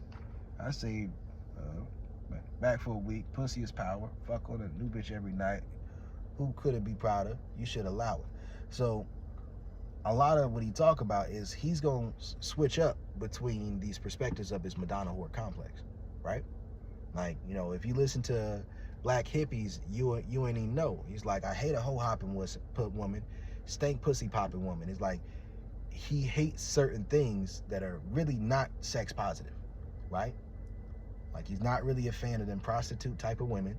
He's not really a fan of those overly out there type of women, right? But sometimes he is. And it's kind of just like that dichotomy of using those women while having your Madonna at home. And that's one thing that Drake was kind of addressing. And I think that was a proper perspective that Drake had in his Family Matters diss, was that Kendrick is hypocritical, right? He is. But, you know, any song you hear between Kendrick and SZA when they're working together, maybe not all of them, but most of them, is going to have these shots at what can be considered on the table as toxic masculinity. But Kendrick himself expresses that same toxic masculinity, but doesn't really want to choose a side. So it's wanting to project this idea of being integrated while really having a perspective of being covertly dominant, right? But because you're willing to provide, or you have the resources to provide, you know, wanting to blend those ideas together to be both a sexually dominant man and a provider, and to see that as the peak of what the experience of being masculine is. So you hear that on 30 for 30, right? You know, you fucking with niggas that thinking they cuter than you, right? Or you hear Luther where he's saying, you know, you need to pay your bills like I do, baby. You know what I mean? That shit right there. Or you hear, what's that song called? Doves in the Wind. And that's what this whole verse was about. I think when SZA and Kendrick get together, oftentimes they take shots about what they see as sassy men. But the thing is that you can take all these shots at sassy men. It's not going to stop the same women from having experience with them. Why you got to keep making songs about them, right? I mean, it don't stop Drake from having fucked her. You know, it don't. The nigga still beat. I wonder, you know what? I ain't even gonna say that.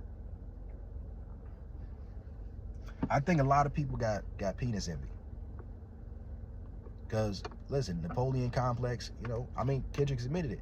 You admit something and you accept it and you embrace it. Ain't nothing people can really say to you about it. We still gonna address it, but I don't actually have any issue with the things that Kendrick has said or done. My whole perspective is the narratives that people push around it, or not identifying how manipulative the virtue signals were in the process of this beef, right? But, you know, you see this desire to want to go against, you know, toxic masculinity. I remember seeing this one video. I'm gonna see if I can find it real quick, see if this video is gonna last. Also, if you want to know why I've been dropping videos where they haven't been like full videos, if you want to know the real reason why, I'm gonna tell you right now. Because sometimes I run out of space on my phone when I'm recording, and when I run out of space on my phone when I'm recording, what happens is I can either try to make the whole video over and have to go through all this process of doing all this editing and shit, or I can simply just drop the video as is. And I'm also trying to show y'all something, right? Sometimes you gotta let things be what the fuck they are. Sometimes you gotta just end shit where it is and not try to go back behind and fix shit all the time. Because when you do that, it's going to take more and more energy and more effort and more work from you, which can create a covert contract that sets you up for disappointment when things don't go out your way. Sometimes you just got to start where you are and work your way up, instead of thinking that you're going to have everything perfect ahead of time. Sometimes you got to start right where you are. One thing I learned in life is sometimes you can't get rid of that chip on your shoulder prematurely. I've been seeing a lot of men trying to move towards the direction of becoming the integrated masculine who had a history of being masculine dominant, or had a history of being more so feminine dominant. And let me break some things down for you, like with this Me Too shit and this accusation shit and the animus. Like, in a woman's animus, oftentimes what's going to occur is this. In a woman's animus, oftentimes what's going to occur is that she's going to present the worst idea of whatever it is, even twisting your words, even telling lies if necessary. But she feels like something's wrong, so she feels like something's wrong. Although she may be lying, the third party or the legal structure, whatever it is, may be different from what you think is cool, if you're not aware enough of what the updated models of consent are. Like, that's what happened with the tape bros. They didn't understand the updated understanding of what consent is, because they didn't care to look into all that stuff, because they thought it was just some feminine bullshit. But they didn't understand that this would start influencing the laws, that things were becoming more gynocentric, so they see it as the matrix. I also see it this way because I see the importance of being able to handle a woman's animus outside of the expectation that you have to be integrated. I think that you should be able to have ways of dealing with a woman's animus that she can consent to and she can respect and understand. But society is changing the narrative to make everything where you're dealing with a woman's animus abuse unless you first submit yourself to her animus. And that's my problem. I'm not going to sit there and submit myself to the animus first. I ain't doing it. Right? Like I said it about my video about megasexuality.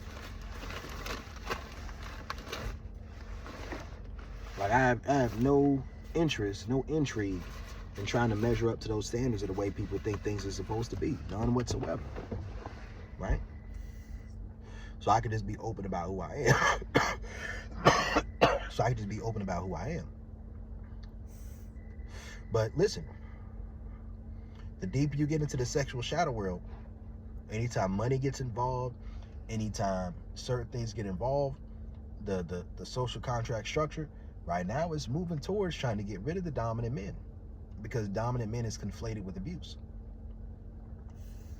So you're getting pushed into the shadow world where there has to be plausible deniability, or you have to integrate into the perspective of gynocentric BDSM.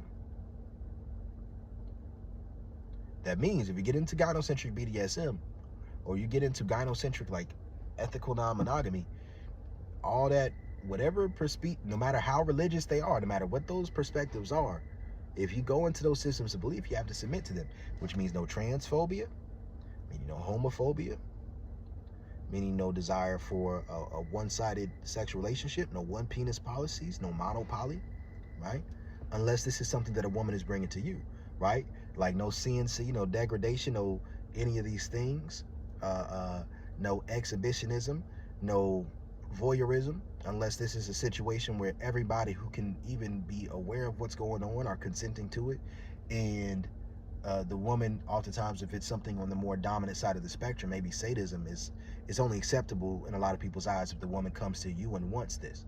But what some people are going to do is believe that only a certain types of woman like certain types of things, and because of that, they're going to assume that if a woman has these or desires these experiences with you, it has to be a trauma bond, or it has to be like some negative type of thing. And then it's like a lot of men will create this narrative where they're pretty much just trying to virtue signal.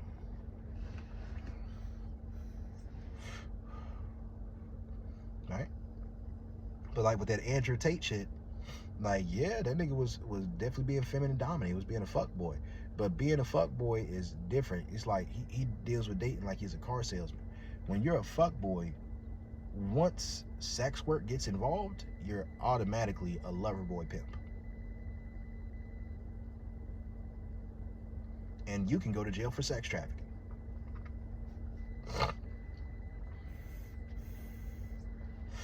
Listen, the goalposts have moved, man. My feelings are still hurt about Pornhub. Right? I am. I'm not happy about that. You know, I'm still in a situation where we got to understand that there's pluses and minuses to it, probably mostly pluses for most people. But there's pluses and minuses to the moving goalposts of consent over the last several decades. Like every about 10 to 15 years for like the last 50, 60 years, there's been a moving goalpost about what's considered the proper way of gaining consent. And they passed a certain point where it was realistic and gave a certain level of autonomy and agency naturally to women and responsibility. And it's just further infantilizing women to be in a position where, as a man, in order for you not to be deemed as a monster, there's more and more and more and more and more you have to do to ascertain. But this is also putting it into a situation where a lot of women are not at a point in their life where they have that much self-awareness about the decisions. They're just going to go for whoever is able to manipulate them the best. And that kind of puts you as a man in a situation where, unless you naturally desire to love bomb the woman, or unless you genuinely have a connection, it's going to be a situation where it's not going to be viewed as the proper way to go about it with most women, unless you're naturally select and then women just throw it at you. But there are men who are megasexuals who still got to get theirs. So yeah, there's going to be a lot of casual sex taking place. Absolutely. But understand, it used to be just no means no, or Kobe no raping. Like, hey, that's bad, right? As long as but let's keep it a buck. For a long time, it was, as long as nobody cared about who it was done to, nobody would care. They would just assume they must have wanted it. Right? And there were some who did, and there were definitely some women who put themselves in those situations. See, if you talk to me, I'm gonna sound like a victim blamer, right? So if you don't like that, then, you know, I'm probably not the content for you. But, you know, we move forward from there to no means no. That's understandable. Woman tells you no, that means no. But I would be lying if I wouldn't say that I've had times where women told me no, while at the same time pretty much aggressively moving forward to pull my penis out to begin filleting me when I'm trying to ascertain consent. And that's one thing that people don't really look at is, you know, how these things actually work for women. Like this assumption that they're going to have this grand level of self-awareness about what it is that they're doing or want to do, and that, you know, that the model of how consent is ascertained, that this actually arouses a woman or contributes to her arousal. No, like oftentimes what people consider as the route towards consent is she attracted enough to you to where you can set all of these different limitations to your program, and she still desires to pick up what you're putting down. And from a dominant empathy perspective, or from a masculine security perspective, this act is actually good game. So it goes from no means no to about maybe 10, 15 years later or so. It goes yes means yes, right? Which is affirmative consent. And then it goes from affirmative consent to enthusiastic consent, right? So enthusiastic affirmative consent, which means you got to be happy about it, right? And when we understand enthusiastic consent, most sex throughout history has had a certain level of a transactional component to it. That's one of the issues in society right now as we're trying to move forward, as feminism and different rights have been brought in reality in our society, is that the social contract is kind of not what it used to be. The sexual social contract is dead now. So in the old model of how relationships were seen as supposed to be working, both people would have limited experience when they meet each other. Maybe the woman's had a couple of guys she's dated, but she didn't have sex with them. And the guy's had a few women that he's had sex with, but he didn't get into a relationship with them. And then you meet each other, and then your animus and your anima still haven't been influenced too much, so that once you attach to one another, this becomes an integrated relationship. And then if you have the framework to build and grow together, then it works. But once you've been overstimulated, once you had trauma bonds, once you've experienced quote unquote soul ties, once you've experienced certain things, it's going to, someone's going to have to open that trauma up, open that wound back up to heal it, right? Before you're able to move forward. Either you're going to have to heal it yourself, or they're going to have to heal it.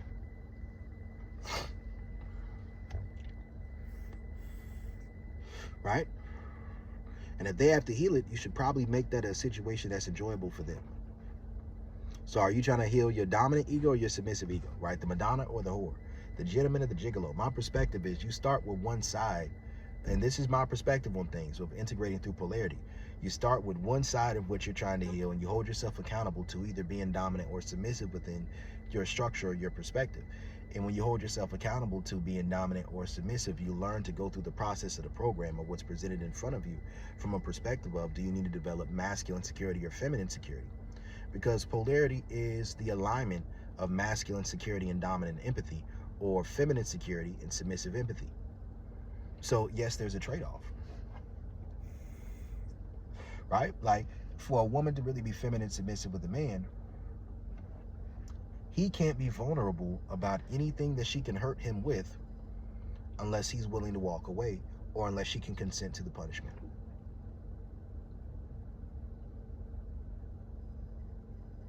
There's a sacrifice that's being made.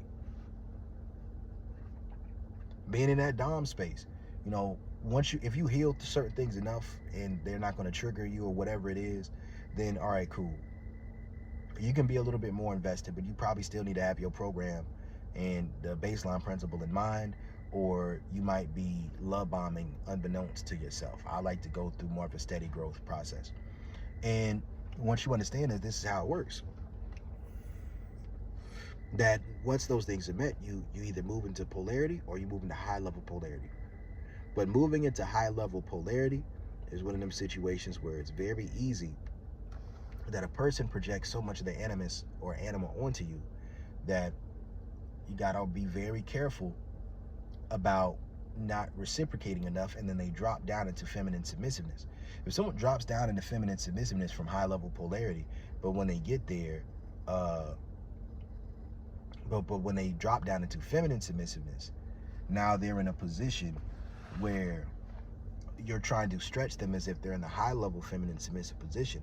They're going to burn out, or this is going to come from a perspective of more of a masculine energy. Like, for a woman, this is nurturing. For a man, this is nurturing, right? And what this does is it gives the individual the perception that you're being, they're going to have to create a covert contract of feeling as if you have a weak inner child, or that you're hurt and you're traumatized and you went through so much stuff in life, that they just want to be nurturing and caring and patient towards who you are and what you want. But understand that when they're patient about who you are, rather than this being according to your program, and they're just being patient towards what you've gone through, that this level of sympathy and empathy that they share with you is oftentimes going to put themselves into a position where, because they're showing this type of empathy and sympathy with you, that where they're giving from is going to start to come from more of a place that can have a covert contract unless they're already integrated, right? So once it starts giving from a covert contract, this covert contract is that you're also going to be caring and patient towards their inner child, their psychological reactions, their wounds, and that you're going to accept them as they are without the expectation that they need to improve first. It's like there's a difference between a woman who is sexually attracted to you enough to say she wants to fuck you, but she also got to cook, or she also got to pay, right, and pick you up, right, and then feed you and suck your dick. Right? One woman can do that from a place of love. It's just she knows she need to pick me up. You've had a hard day, you've had a hard week, and every once in a while she can do that soft switch.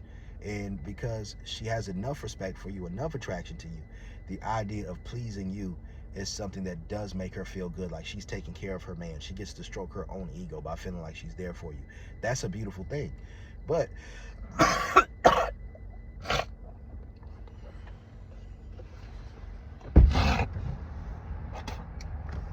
if this becomes the majority of the sex life between the two of you, that is coming from a place of a soft switch, eventually this is going to lead to more of a masculine submissive exercise and self-control, where she can just deal with you from hard skills while she's gradually removing her emotional attachment from you, or building up a sexual wall. So it's like either building up the emotional intimacy in a way that lessens the sexual attraction, right, because of the adherence towards wanting that safety, but the attraction not being high enough for the sexual attraction to stay consistent with that level of intimacy, or raising up the sexual level but with a lessening of the emotional safety, because the woman is low-key traumatizing herself by choosing to do things she doesn't actually desire to do. So there's two sides of that masculine submissive exercise of self-control, right? Well, there's more than two, but I'm gonna give you two. This is the socially programmed perspective. One side of the masculine submissive exercise and self-control, and both of them are about a lack of mutual intrinsic desire and intrinsic reward, right? Or the lack of fully connecting the dominant empathy to submissive empathy, or fully connecting the feminine security or the masculine security.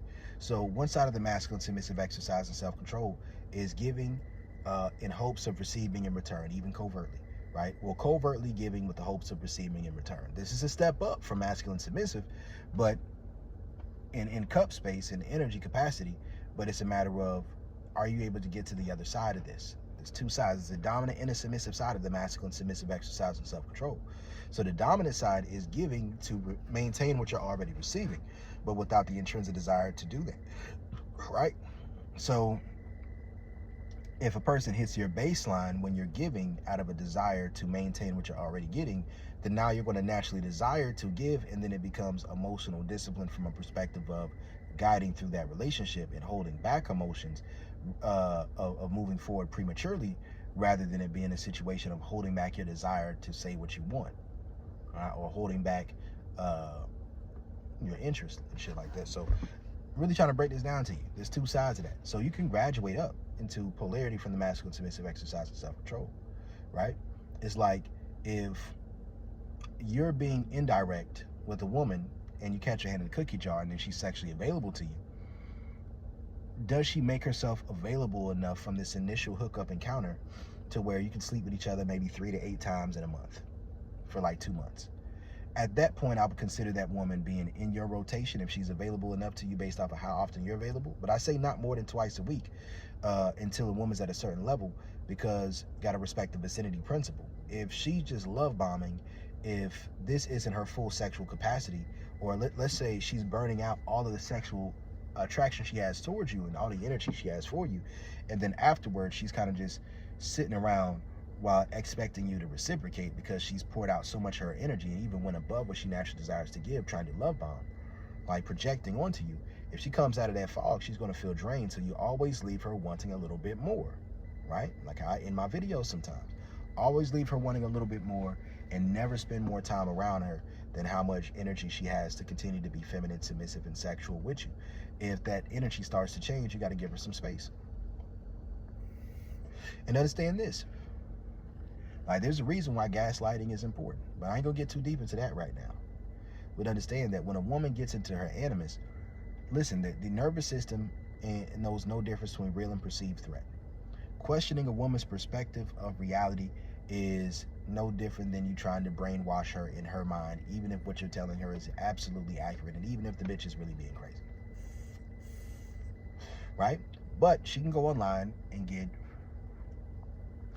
told that she's correct for being psychologically reacted, and then, from that narrative, she's going to expect you to be this integrated masculine figure who's going to be willing to give this woman an unconditional level of just access to you non-sexually, so that you can build safety with her on a foundation of her dominant ego, her animus, measuring up to her animus.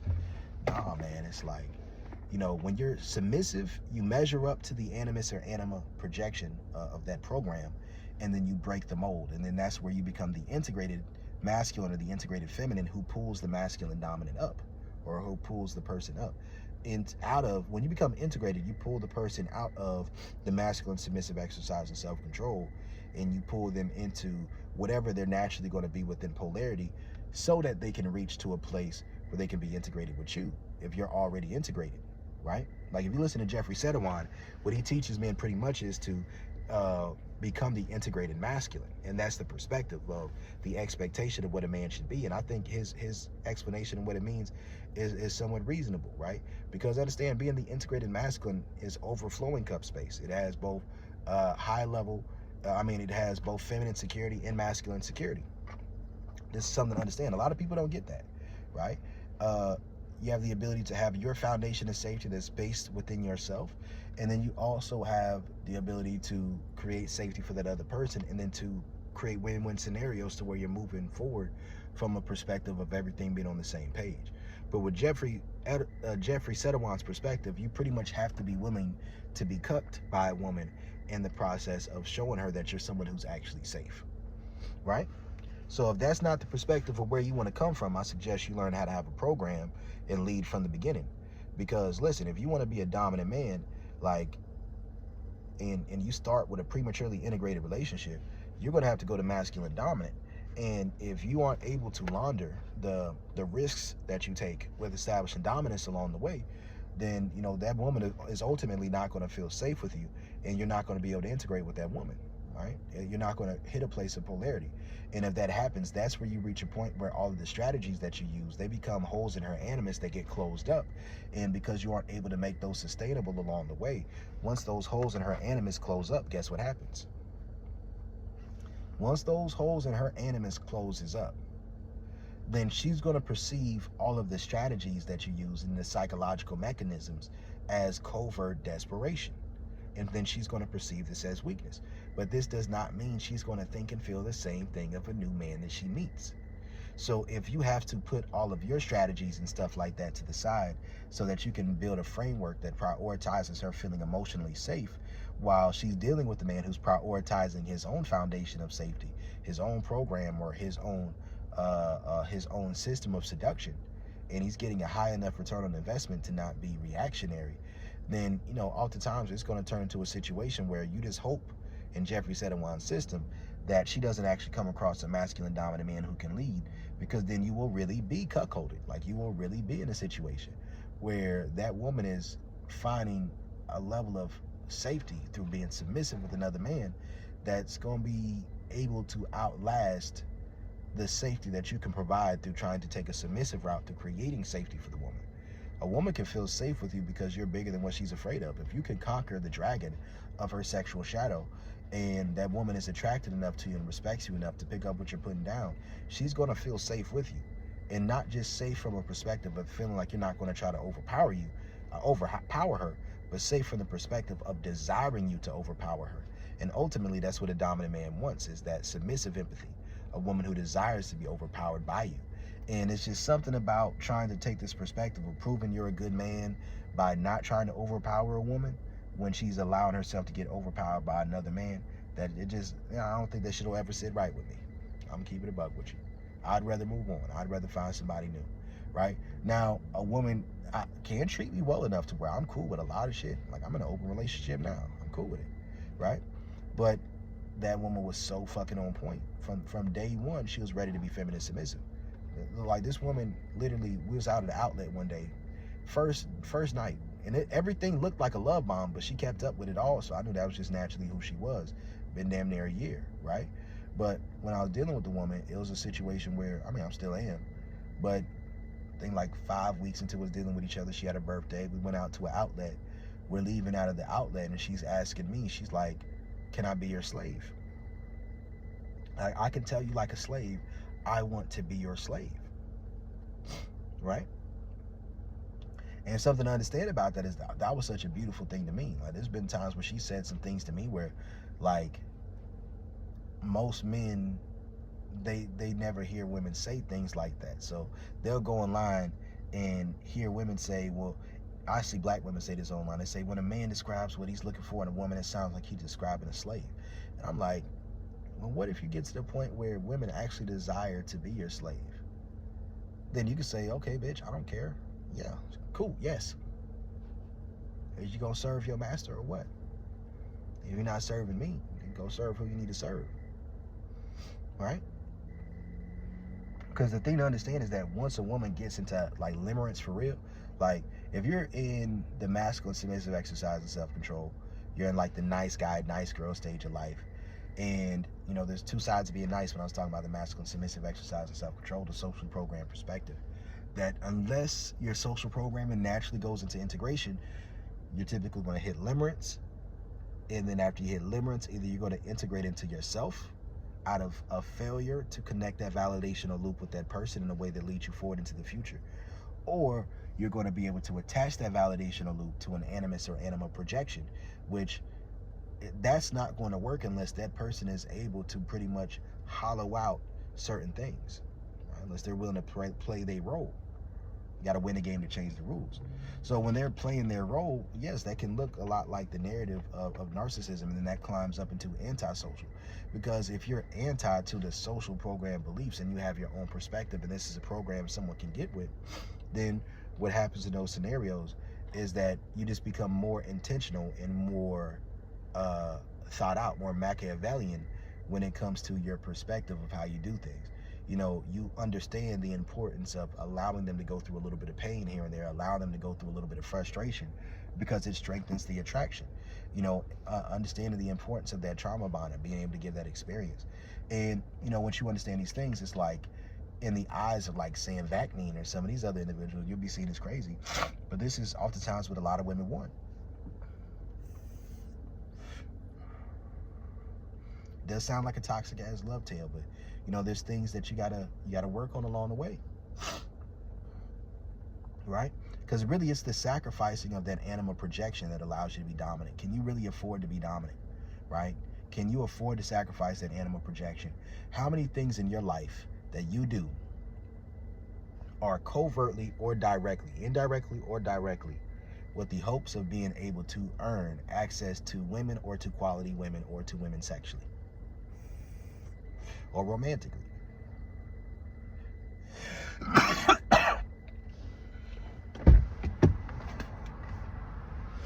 When you become a dominant man, and when you tap into your sexual shadow and you develop the competency to attract a woman on that level, what you then become aware of is the fact that you don't actually have to do any of those things to get women to sleep with you.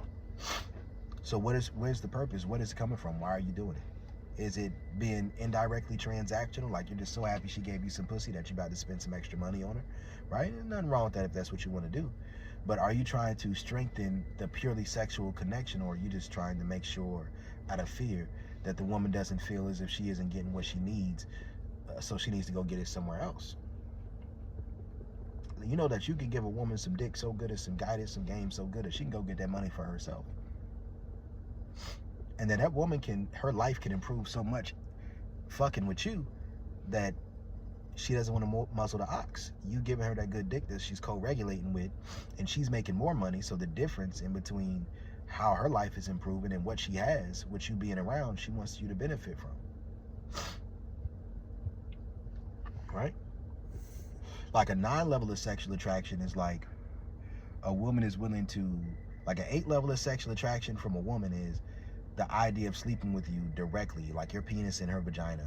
The coitus, it seems like an equivalent exchange, right? Now, from that perspective, it's going to depend on if that's a woman that views oral sex as more intimate or more submissive, or less intimate and less submissive than vaginal intercourse. If she sees oral sex as less intimate or less stretching, then she might suck your dick at a 7 level before she has sex with you at an 8 level, or she might suck your dick at an 8 level in order to avoid having sex, right? If she sees it as more intimate, then at an 8 level, it's going to be she'll give you head if you'll give her head. But if you ain't trying to give her head, she might just give you a little bit off top, or you know what I mean, it's not till it finishes, unless it don't take too long, or unless she like canceled, or she knows she fucked up because she flaked, so she trying to give you some head. That's like an 8 level of sexual attraction. Like, she might do it on her period if she starts to like you, right? But she's only having sex if she can be available, but she's not trying to make herself available. That's what you got to understand. But with a 9 level of sexual attraction, it's the woman makes herself available to you sexually. Like, she'll be willing to modify certain behaviors of what she does in order to try to secure or to maintain or sustain having access to you sexually alone. Yes, limerence can play a part in it. Yes, you know, the animal projection, the imprint can play a part in it, whether that could be how a woman is. But the 9 levels where it really starts to stretch beyond just the social program. This is where you get more degradation kink. This can happen on the 8 level, but that's taking a little bit more of a risk, unless if the woman's just already into those things. Understand that typically below like an 8.5, 9 level of sexual attraction, a woman's probably going to be typically limited to her previous experiences or her own individual journey of sexual growth. So if a woman's never experienced it in the past, like orgasm for penetration, she's going to believe her body doesn't work like that. She's going to send you on a wild goose chase about how she needs to be made to feel emotionally safe. And this is not actually going to help her get where she's trying to go. And it's probably going to be after you feel a covert contract surrounding the investment that you make without getting the outcome that you desire, that you're going to do something that makes her feel unsafe. And then when you do something that makes her feel unsafe, when she's starting to get too close to giving what you want to someone else, that's when she's going to use you being jealous or use you being triggered as a justification, a retroactive justification for the fact that she wants to go be sexually duplicitous. Because once you're in the middle cup space, if you get enough energy from a dominant point of view, oftentimes, like, what you get enough energy into your cup, if you're naturally a submissive person or a feminine person, you go from the masculine submissive exercise and self-control, and you're ready to transcend the masculine submissive exercise and self-control and go into limerence, or to go into feminine submissive. And oftentimes, if you're only able to tap into the high cup space of energy because your partner is pouring enough energy into you and they're taking enough responsibility for your safety, then oftentimes, if your attraction to them is too low, or if they pour so much out of themselves to where they're no longer in the high cup space, that this is going to cause you to desire to share that newfound sexual energy with a new limerent object or a new person who's coming into the equation. And oftentimes that sexual duplicity is going to trigger some shit. It's the gentleman gigolo complex. Unless you know that you can establish a woman's foundation of safety without getting triggered about her being sexually duplicitous in the process, then you trying to do this is coming with the covert contract of an expectation that she's not going to be given what it is that you want to somebody else. Unless you're a person who says that the moment you find out, you're going to walk away and you're going to discard the woman. Right? See, when people talk about being integrated, they talk about most of the time having two separate perspectives of both people being in alignment with a third-party system of understanding, developing themselves to a process of individuation within this third-party system of understanding and enlightenment, right? And then from that perspective, they meet somebody who's on the same page, and then you learn how to negotiate and compromise and to establish this relationship based off of this third-party system mixed with the nuances of who you are as a person. But if you have your own system of how you like things to be, you need to find somebody who's feminine submissive rather than trying to find somebody who's has the same social programming with you when you know your program goes outside of the spectrum of social programming. And virtue signaling is not the way to do it unless you're going to keep up with it. Like, if you're a woman and you're trying to establish that masculine dominant foundation and you're not transparent about what you have done and who you are and what you're liable to do, then if you don't go for the high level feminine submissiveness up front, right, and you're just going for baseline feminine submissiveness, right, especially if you're trying to use a covert contract of saying, oh, I'm celibate or I'm abstinent or I'm demisexual. All a man's hearing when you say it is, okay, if we're closely connected to each other, then she'll be sexually available to me. But if you don't actually need that to be sexually available, you're a compromised leader. You're fake. You're not a real dom because you don't have real standards. When you try to impose, instead of telling a person that it's due to a lack of attraction and telling them how they can be more attractive to you, to your submissive ego, what you're telling them is just how they can do more to be attractive to you in your dominant ego, that unless you're going to hold yourself accountable to rewarding good behavior, you're a fuck boy, you're a fuck girl, you're like a covert narcissist. It's kind of fucked up. You know, if you can quantify your ego and know what it takes to get where you need to be, you should be able to lead and guide a person that if they want you, they should know how to get you. I don't even care too much about that psychological reacting shit anymore. I'll tell a woman exactly what it takes. And if she can't listen, then that's going to be on her. I'm not going to feel bad about not being able to move forward with her. I'm not going to feel bad about having to discard her or treat it like, oh, a car and you just drive and you test drive and it don't work. It's like, no, a lot of these women, they don't see sex that serious either. Like a lot of these women out here right now, like they can have dudes that they just been fucking with for years. Or they'll have like their breaking case of emergency dick, or they'll have like, you know, that one dude who hits it just right at the time of the month. Some women, they got a real big dick dude that they'll fuck with just when they ovulate, that they only want it during those periods of time. You know, if you're not the one that she's calling when she's drunk, the fuck, like y'all talk about being healthy, but if she not drunk calling you or drunk texting you because she horny, that bitch don't fuck with you, right? I'm just telling you the truth. If like, that's just what I'm trying to tell you. It's like when you're a masculine dominant and you're looking for a feminine submissive person, that there's certain ways that they act and behave, that when they feeling you, they're gonna show that. And what you want to do is encourage them giving themselves over to you, right? But you want to be honest and transparent about who you are, about what you have done, about what you're willing to do and open to doing, and staying on point with it, right? On some real shit. That's just real. That's game is game. A lot of people don't want to accept that. You're responsible for making your own trauma attractive or of healing it. When you make it attractive, that's when you're able to do certain shit. Like there's some women, they got BPD, but listen, when they're projecting their animus, they're going to choose dick over oxygen. Some women got depression, but when they're depressed, if they're attracted enough to a guy, the value of the validation of being able to please him is going to pour so much into her cup to where just swallowing his semen is going to make her day feel better. If a woman's not attracted enough to you, she's not going to be able to do that. She's not going to be able to sexually co-regulate from a foundation of your dick making her day better, right? You know, sometimes making you feel good will make her day better, but your dick isn't necessarily what makes her day better. So, you know, when she's love bombing you, she can act like that to try to impress you, but ultimately that's not where she's coming from. Ultimately, what she just wants is some affection.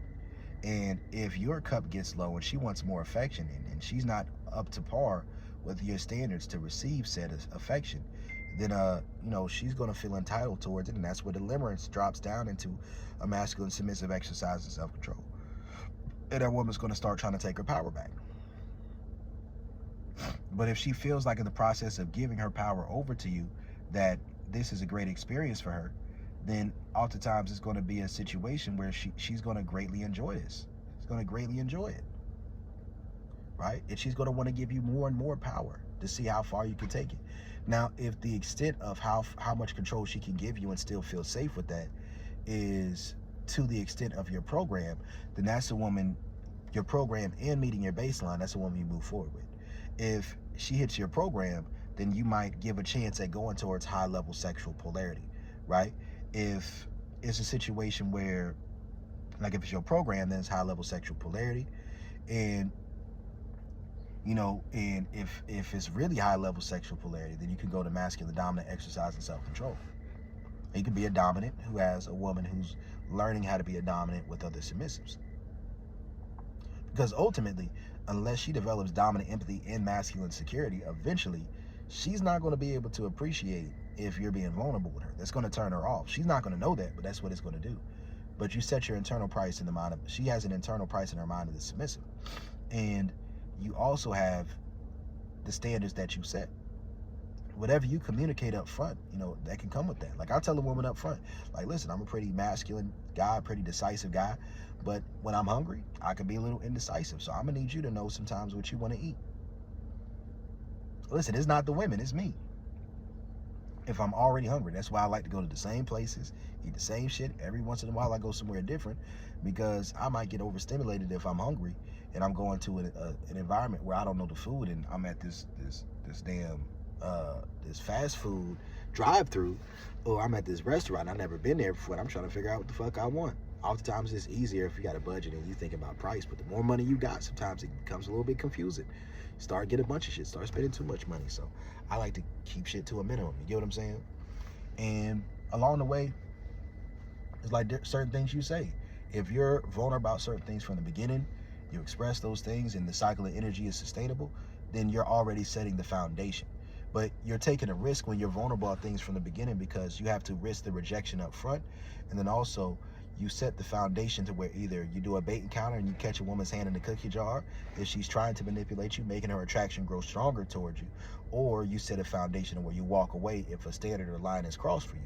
But this is one way you can protect yourself. This is something you can do to protect yourself from Delilah syndrome, is present something you used to be insecure about that you're no longer insecure about, so that if a woman tries to use that within her power drive to try to get you emotionally vulnerable, or to try to get you in a position where you're going to react so that she can take her power back, that this rebounds her and she gets caught further into it.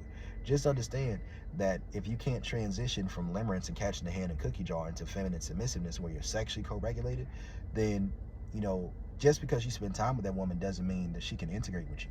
You might just be a fuckboy in her eyes, even if you feel like you're being honest about really wanting to move forward. So you have to address things and understand it's the baseline principle and in the program, and having a sustainable cycle of energy. So that you don't become prematurely integrated and attached, right? But you go from, they say borderline to narcissism to antisocial personality disorder, which will be sociopathy, then psychopathy, right? Now, they say like most CEOs are quote unquote psychopaths. That the place with the most psychopaths is DC. Not all these people are sitting there beating their partners and all this other crazy shit, or doing like sex trafficking, but understand that the narratives is different. From an androcentric psychology perspective, the masculine dominant exercise and self-control can just be pimping. But because now that's considered, sex trafficking, and the narrative of consent has moved so much, it's different now. Like, it went from enthusiastic consent to fries, which is freely given, which automatically takes out sex work and prostitution, right? Unless it's like just escorting, where you pay money just for that person's time, and if they want to, then they'll give you access to them, which still indirectly paying, but you're paying, but it's kind of indirect. So it's like you're forced to do at the bare minimum a masculine submissive exercise and self-control as a man.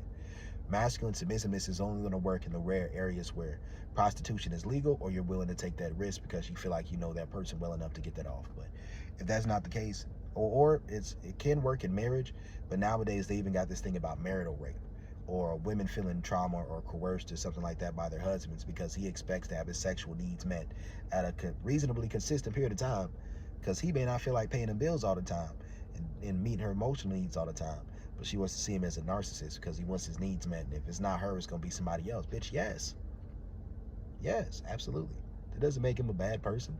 The most selfish, narcissistic, inconsiderate thing you can do in my eyes is not be able to meet a person's needs but expect them not to be met elsewhere, just for them to sit there and be unmet without you making that experience of them getting to a point where you're willing to meet them a pleasurable one, right? So if all you're doing is trying to virtue signal an individual for your foundation of the program, then it's manipulative in my eyes. If you're not going to be consistent with it, if you're not going to reward good behavior and not reward good behavior elsewhere, as in doing a manna principle for people who are not even on your program. That's how you keep yourself on point. But it's fries. It's freely given, revocable. That means this whole idea of, listen, it's a moving goalpost. But understand, a woman can internalize revoking it in her mind without actually doing it and feel traumatized even though she didn't say it. And if somebody can convince her that her body language or whatever it was indicated that she didn't want to continue doing it, or let's say she's tried to revoke it before, and then let's say the woman's communicated to you that she likes when you don't listen when she says no, and then you're into consensual non-consent. The woman has rape fantasies, something like that. A woman can experience these rape fantasies and then one day have the same experience with you, where if your dominant empathy is not connected to her submissive empathy, she can legitimately feel traumatized this time. And if she legitimately feels traumatized this time, then that woman may feel as if you raped her, like the narrative that we see going on with Andrew Tate and his girl. If that woman can't consciously consent to what you talk about, then oftentimes you're going to be in a situation where even if she liked it at first during the love bombing stage, you try to keep up that same behavior after you're trying to sell yourself like a car salesman. If you try to keep up the same level of domination, like when that woman's around you, after her attraction and desire gets lower, that woman can feel as if she's traumatized, right? So you got revocable, right? But this is the issue about it when it comes to freely giving and revocable. The idea that you're providing for a woman or being quid pro quo or giving her some type of expertise or some type of opportunity or financial provision or social status or whatever it is, you can't trade or leverage anything for access to a woman sexually directly outside of her own desire. So if you're married to a woman or you're with a woman and you're like, I want sex or I think I'm gonna have to leave, you know, that people might let you get off that shit in the courtroom a little bit. But if you're not actually willing to leave and you just let this loom over their head to where they're giving themselves to you out of a fear that you're going to leave, eventually they're going to come across certain content and just observe and just say that you're a narcissist, because you don't actually care how much the woman desires it. The more a woman has sex when she doesn't desire it and she's being talked to about the concept of desiring it, eventually she's going to meet a man that she does desire. She's going to want to do everything that you wanted her to do with you, with him, right? And this is where submissive empathy and having the ability to course correct is important. A lot of people don't have that. So, you know, once you get from that point, what's the next point to think about? Oh, yeah, you go from fries, revocable, then you have informed, right? We talked about some of my perspective on informed consent, right? We have enthusiastic. Listen, most of sex throughout history hasn't been that way, but this is where the social sexual contract is changing. But unless a man is trying to be a virtue signaling white knight, or unless a man has already spent his time being feminine dominant and running the streets and now he's ready to settle down, he's had enough experiences, then typically it's just going to be pandering when a man's trying to speak from more of a perspective of what's considered noble masculinity most of the time, on some Derrick Jackson type of shit. And I think the devil you know is better than the one you don't, to be honest with you. I think a man who's able to be direct about what he thinks and how he views things is probably better to deal with than somebody who's probably love bombing, who's probably like putting on, right? That's just my perspective on things.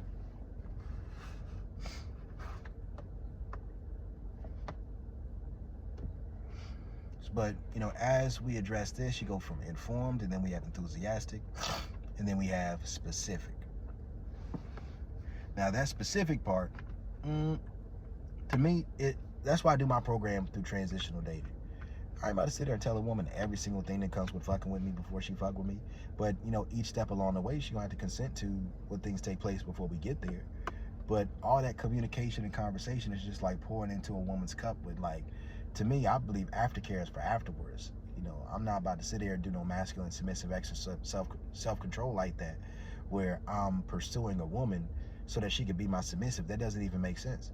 Why would you be pursuing a woman emotionally and trying to prove to her that you value her as a human so that you can be her dominant? It's like, either you're really going to follow through with this and this is going to become this long-term relationship where you might possibly get married or whatever the woman's looking for, or you're pretty much a fuckboy who's creating such a foundation of emotional safety for a woman where she's going to expect more out of it, unless this is just a situation where the woman is just trying to work like some type of negotiation of this shit to figure out what she is and isn't willing to do versus what you are and you aren't willing to provide. And to me, that just makes it like very transactional in a way that I don't like. If it's gonna be transactional, it should be the other way around. If you're the dominant, if it's gonna be transactional at all, It shouldn't be from a perspective of you making the transaction. It should be them, as in you let them fund their own domination experience. If you're dealing with enough women, you can have women fund their own domination experiences. Yes, you can reciprocate. Yes, you can do all those different things. But that's one way of knowing that she's serious. If she's willing to fund her own domination experience, that woman is serious, right? So, yeah, that's my thing about it right there. I'd rather show than tell. As much as I do care about consent and shit like that, I'd rather see that a woman can follow instructions and that she's down at least for something casual before I'm sitting there trying to divulge into all this other shit. I mean, if she sees me on a dating app, she might see BDSM in my bio or something like that. But ultimately, it's like I'm starting off casual. I'm a megasexual. So that's where I'm starting off at. Because if we can't make it from hookup, which is pretty much service topic, to fuck buddies and her being on my program, right, which is basically her being my submissive, then if I'm in her rotation, which means I'm doing things on her time and at her pace, all you really are is a service top, right? That's all you really are. And as a service top, trying to be a soft dom or trying to be a daddy dom as a compromise for how much control you really desire to have because you really want to be with that woman is oftentimes going to be a situation where if you break the rules to help, you'll break the rules to hurt. Situations can end toxic if you're really a guy who naturally desires to be more dominant than that. Right? I've done that before. I've been a daddy dom as a compromise, but I was able to be a daddy dom again. I'm a daddy dom now, but that came from a perspective of the woman already having, as above, so below. She already has such a high level of feminine submissiveness with me to where she was receptive to degradation, receptive to the exhibitionism, receptive to the voyeurism, receptive to the sadism, receptive to the program, receptive to a lot of different things, and desiring more of that domination process. That's the high level feminine submissive, where you're craving more of the domination, not just being cool with it and liking it and enjoying it and just flowing and just being in that feminine energy of just resting into that program and just not having to think, but actively wanting more of the domination itself, right? Now, a woman, you can integrate from being feminine submissive. If you meet the program and then you want more, then you can be integrated from there, but you have to hit the baseline first. And let's keep it a buck about the glow up principle, right?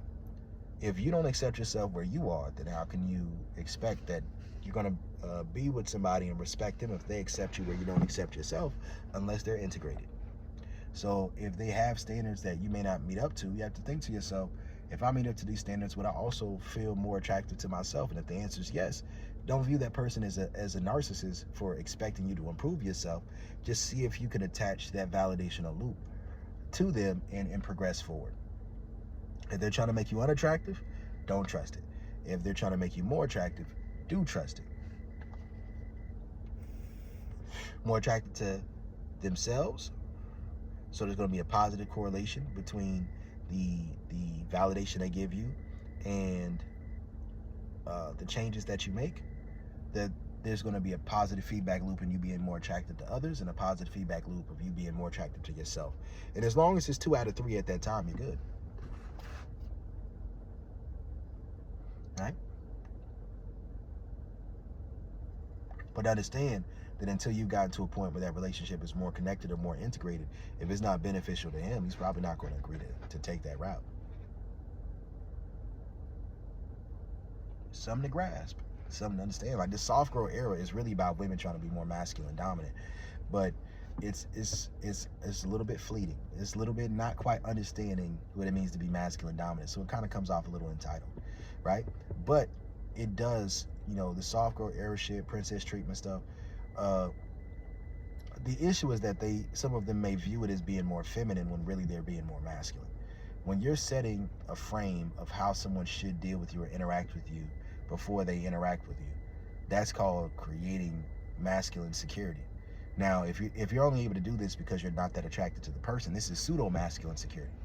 If you're able to do it with someone you're attracted to, or to hold the standard of not giving yourself over to somebody who hasn't met your standard at all, that's masculine security if it's across the board. But many men succumb to women's pseudo masculine security. right? And many men have pseudo-masculine security. That's the truth of the matter. But you know what, man? It's Coach Brody. I'm out.